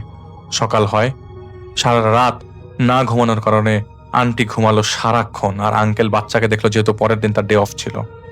সারাদিন আর বৃষ্টি হলো না, কিন্তু সন্ধ্যা থেকে আবারও বৃষ্টি নামলো। রাত 8টার মধ্যে খেয়ে সবাই শুয়ে পড়বে এমন অবস্থা, কিন্তু 8টার মধ্যে তারা খেয়ে গল্প করছিল। তো রাত 10টার দিকে ঘুমাতে গেল, রুমের মধ্যে এবার ফিস ফিস শব্দ আসছে, আর ছেলেকে নিয়ে যাবে। ফিস ফিস শব্দগুলো এভাবে আসলো, আসছি আমরা কিন্তু নিয়ে যেতে এসছি। আরো বলছে এবং নন স্টপ বলছে, আমরা আসছি, আমরা কিন্তু আজ নিয়ে যাব, এবং অন্য দিনের থেকে আজকের সাউন্ড আরো বেশি। একজনকে বলি দিতে হবে, একটাই বলি হোক, এই কথা বারবার বলছে। আর তিনি চিৎকার করে দাঁড়িয়ে গেলেন এবং গেটের বাইরে দেখলেন রঙ্গ নাই। দরজা খুলে ফেলেন রঙ্গকে ডাকার জন্য, দেখলেন রঙ্গ নাই, শুধু রঙ্গর ছেলে ঘুমিয়ে আছে। তিনি দরজা আবার লাগিয়ে ভেতরে ঢুকে দেখে রঙ্গ বাথরুমের পাশে দাঁড়ানো, মানে তিনি দরজাটা লাগিয়ে ভেতরে ঢুকতেই দেখে যে রঙ্গ বাথরুমের পাশে দাঁড়ানো, কিন্তু মাথা নিচু করে দাঁড়িয়ে আছে। তিনি দেখলেন, এই রুমের ভেতরে আসছো কেন, ভেতরে ঢুকলে কিভাবে? তার ওয়াইফ তখনও ঘুম। তাদের সাথে যে ঘটছে এখন, এগুলা কিছুই অ্যাভয়েড করা যাচ্ছিল না। রঙ্গ হঠাৎ করে বলে উঠলো, উনি জাগবেন না, আপনি চিৎকার করবেন না, আপনার সন্তানকে বলি দিতে হবে। তিনি বললেন, আমার রুম থেকে বের হও, কে আছো এখানে, আমার রুম থেকে বের করো, এই কে আছো? তিনি চিৎকার করলেন, তার ছেলেটাকে ঝাপটে ধরলেন। এই চিৎকারের মধ্যে তার ওয়াইফ উঠলো না, কিন্তু তার ছেলের ঘুম থেকে উঠে গেল। তিনি বেডের কাছে গিয়ে ঝাপটে ধরে তার ছেলেকে জড়িয়ে ধরলেন এবং 3 কুল পড়া শুরু করলেন, এবং লা ইলাহা ইল্লাল্লাহু মুহাম্মাদুর রাসূলুল্লাহ পড়ছেন, কন্টিনিউয়াসলি পড়ছেন। হঠাৎ করে দেখলেন যে কোনো সাউন্ড নাই, রুমের মধ্যে কোনো শব্দ নাই। তিনি দেখলেন কেউ নাই, চোখ খুললেন, তার ওয়াইফকে জাগানোর ট্রাই করলেন, ওয়াইফ জেগে গেল। বললো, কি হয়েছে, কি খায়নি? তখন তিনি বললেন আবারও সেই জিনিসটারে আসছে। তিনি সকালে চা খাচ্ছেন এবং চিন্তা করছেন যে কিভাবে তার ওয়াইফকে এই সকালবেলার মধ্যে ঢাকা দিয়ে আসা যায়। ঢাকাতে চলে আসবেন এমন সময় শশীধর নামের যে বাবুর্চি আছে সে আসলো এবং বলল যে স্যার, আপনি যে ঝামেলায় পড়েছেন তা আমি রঙ্গ থেকে শুনেছি। আমাদের এলাকায় একজন পাগল হুজুর আছে, তাকে একবার এনে বাসাটাকে বেঁধে দিবেন।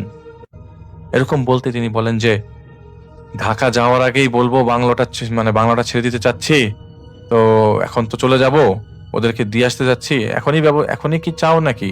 তো বলে যে স্যার এখনই ব্যবস্থা করে ফেলি, এর আগে ওদেরকে ঢাকায় উনি বলছিলেন যে ঢাকায় দিয়ে আসি নাকি, বলে না আপনি চাইলে আমি আজকেই ব্যবস্থা করতে পারবো। তো শশীধর ওই বললো যে উনি তো বেশি দূরে না, উনি আমাদের আশেপাশে বস্তির পাশে থাকে, তো ওনাকে চাইলেই নিয়ে আসা সম্ভব। ওই একটা পাগল হুজুর, কিন্তু মানুষ মারাত্মক। তো ওই হুজুরটাকে নিয়ে আসে ঠিক দুপুর 2টার দিকে, এবং পাগল হুজুর এসে বলে এই জায়গাটাতে মাংসের গন্ধ পাচ্ছে কেন? আঙ্কেল বলে কি বলছে, কি পাগল নাকি, মাংস রান্না হয়েছিল, এটা সত্য? আঙ্কেল বলে উঠলে হ্যাঁ, আজকে তো মাংস রান্না হয়েছিল দুপুরে। বলে না, আমি অন্য কিছুর মাংসের গন্ধ পাচ্ছি, আমাকে উত্তরের গেটের দিকে নিয়ে যান। তো তিনি তো ওই বাসায় আগে কখনো আসেন নাই, তো উত্তরের গেট কিভাবে আছে জানলেন কি করে? তিনি সবাইকে নিয়ে গেলেন এবং উত্তরের গেটে দিয়ে গেলেন। তিনি গেলেন এবং বাড়ির পেছনের পরিত্যক্ত জায়গায় পচা গন্ধ আসছিল। ওখানে আগে রঙ্গ গেলেও কিন্তু কিছু দূর আগানোর পর আর যেতে পারলো না। তো গন্ধের চোটে তাকে ব্যাক করতে হলো। পরে মুখে কাপড় বেঁধে রঙ্গ, শশীধর এবং সেই পাগলা হুজুর গেল ওখানে। সেখানে গিয়ে দেখে যে গোল করা অবস্থায় 10টা শিয়ালের মাথা পড়ে আছে। সেই পাগলা হুজুর বলল, থাক ধরার দরকার নেই, এগুলো পুরাই দিতে হবে। ওই দেখ তাকিয়ে আছে আমার দিকে। তো ওরা আশেপাশে তাকাচ্ছে, কে তাকিয়ে আছে আপনার দিকে? এই ভরদুপুরে কে তাকিয়ে আছে? উনি বলে জঙ্গল, ওই চা বাগান থেকে আমার দিকে তাকিয়ে আছে। তিনি বললেন তাকালে লাভ নাই, আমাকে কিছুই করতে পারবে না, সেগুলো আগে পুরাইতে হবে এবং বাসা ব্লক করে দিতে হবে বা বন্ধ করে দিতে হবে। এবং তাই সেগুলি পোড়ানো হয়, এবং পোড়ানোর সময় লাল লাল ধোঁয়ার মতো উঠছিল, এবং এই বাড়িটা বন্ধ করে দেওয়া হয় মুহূর্তে। এবং তার ছেলের বিপদ আছে বলে তার ছেলের কোমরে একটা দুয়া পরে কায়তন বেঁধে দেওয়া হয়। সেটাতে শুধু কোরআনের আয়াত পরেই কায়তন দিয়ে বেঁধে দেওয়া হয়, কোনো ধরনের তাবিজ ছিল না সেটা। পরে তাকে বলে আপনি বাসা ছাড়েন, এখানে অনেক আগে, আরো 100 বছর আগে খুব খারাপ অবস্থায়, নির্দিষ্ট সময় আমি বলতে পারবো না, কিছু মানুষকে গণকবর দেওয়া হয়েছিল। ওই জায়গাটা খালি থাকা অবস্থায় কিছু জিনও এখানে আসছে, এবং সেই জিনগুলা এখানেই ভালোভাবে নিজেদের সেটেল ডাউন করে ফেলে। এবং এখানে পরবর্তী সময় সিভিলাইজড পার্সনরা আসার পরে ওই জিনদেরকে আটকে ফেলা হয়, এবং এটা কোন একটা ব্ল্যাক ম্যাজিকের কারণেই করা হয়। এবং সেগুলো এখানেই ঘুরে ফিরে কোথাও যেতে পারে না। জায়গাটা ভালো না, পারলে কালকের মধ্যে ছাড়েন, ঢাকা যান, বাড়িটা ছাড়েন, অফিসে জানান এইখানে জিনের সর্দারের মুভমেন্ট আছে, ওনার সাথে আমার ঝগড়া, আমি ওনার সাথে পারবো না, আমার প্রবলেম হবে। এই বলে পাগলামি করতে করতে হুজুরটা চলে গেল। তিনি সাথে সাথে ঢাকা রওনা হন, এবং বিকালের মধ্যেই অফিসের গাড়ি তার অফিসের ড্রাইভারকে দিয়ে সাথে সাথে রওনা দিয়ে দেয়, কারণ রাস্তা ভালো না, রাস্তার মধ্যে আবার ডাকাত পড়তে। এবং ওই দিন লাকিলি ওখানে আসলে আমরা তো এখন কি শ্রীমঙ্গলে খুব তাড়াতাড়ি যেতে পারি, তাই না? কিন্তু এখন যতটা তাড়াতাড়ি চলে যাওয়া যায় তখন এত তাড়াতাড়ি চলে যাওয়া যেত না, তখন অনেক দূর ঘুরে যেতে হতো, এবং রাস্তার মাঝখানে ডাকাতের পাল্লায় পড়তে হতো। তো তারা বিকাল 3:30-4টার মধ্যে রওনা দিয়ে দেয়। তো শ্রীমঙ্গল আসতে তখন ফেরি পার হওয়ার লাগতো। মজার বিষয়, ফেরিটা পার হওয়ার আগে তিনি একটা পুলিশ অফিসার পায় যিনি ঢাকা আসবেন। তো ফুল লোডেড গান তার সাথে ছিল, এবং তার সাথে উনি জিপের মধ্যে, যিনি জিপের সামনে বসেন তার ওয়াইফ তখন পেছনে চলে যায়। এবং আমরা তো এখন দেখা যায় যে 4 ঘন্টা 4.5 ঘন্টা লাগে হচ্ছে শ্রীমঙ্গলে যেতে, তখন লাগতো হচ্ছে 11 থেকে 12 ঘন্টা। ঢাকায় এসে তারা হাফ ছেড়ে বাঁচে, এবং ঢাকায় থেকেই তিনি অফিসে ফোন দিয়ে বলেন যে আমি খুব বাসায় প্রবলেম ফেস করেছি, আমাকে খুব শিগগিরই ওই জায়গা থেকে সরিয়ে ফেলেন। আসসালামু আলাইকুম প্রিয় লিসেনার্স, এতক্ষণ থেকে আপনাদেরকে অনেকগুলো ভয়ানক ঘটনা শোনানো হয়েছে। এই ঘটনাগুলোর মধ্যে থেকে কোন ঘটনাটি আপনার কাছে সব থেকে বেশি ভয়ানক বলে মনে হয়েছে সেটি কিন্তু জানাতে পারেন আমাদের কমেন্ট সেকশনে। আর কোন ঘটনাটি আপনার জীবনের সাথে, কোনো একটা সময়ের সাথে, আপনার গ্রামে বা আপনার কোনো আত্মীয়র সঙ্গে মিলে গেছে ঘটনাটি, সেটি কিন্তু জানাতে পারেন আমাদের কমেন্ট সেকশনে। আর আপনারা যারা আমাদের কাছে ঘটনা পাঠাতে চান তারা কিন্তু অবশ্যই আপনাদের ঘটনাগুলো পাঠাতে পারেন আমাদের দেওয়া যে জিমেল আছে বা আমাদের ফেসবুক অ্যাকাউন্টে পাঠিয়ে দিতে পারেন। আর দর্শক, এইরকম ভয়ানক ভয়ানক ঘটনাগুলো পাওয়ার জন্য অবশ্যই আমাদের চ্যানেলটিকে সাবস্ক্রাইব করবেন, পাশে আসা বেল আইকনটি কিন্তু অন করে রাখতে হবে, কারণ আমাদের ভিডিওগুলো যেন আপনার কাছে পর্যন্ত পৌঁছতে পারে। যদি আপনার কাছে নোটিফিকেশন না যায় তাহলে হয়তো আপনারা বুঝতে পারবেন। আর আপনাদের সুবিধার জন্য আমি বলে রাখছি, আমাদের এই চ্যানেলটিতে প্রতিদিন রাত্র 10টার সময় আমরা কিন্তু ভিডিও আপলোড করি এইরকম ভয়ানক ভয়ানক বাছাই করা সেরা ঘটনাগুলো। তাই আপনারা চাইলেই কিন্তু আমাদের চ্যানেলটি ভিজিট করে আসতে পারেন, আমাদের চ্যানেলটি সাবস্ক্রাইব করে রাখতে পারেন। আর আমাদের চ্যানেলের প্রত্যেকটা ভিডিওই কিন্তু এরকম ভয়ানক বাছাই করা সেরা কিছু ঘটনা। তো প্রিয় লিসেনার্স, শেষ করছি আমাদের আজকের এপিসোড। আমাদের দেখা হচ্ছে নতুন এপিসোডে নতুন আরো অনেকগুলো ভয়ানক ভয়ানক ঘটনা নিয়ে। ততক্ষণ পর্যন্ত সবাই ভালো থাকবেন, সুস্থ থাকবেন, আপনাদের সবার মঙ্গল সুস্বাস্থ্য কামনা করছি।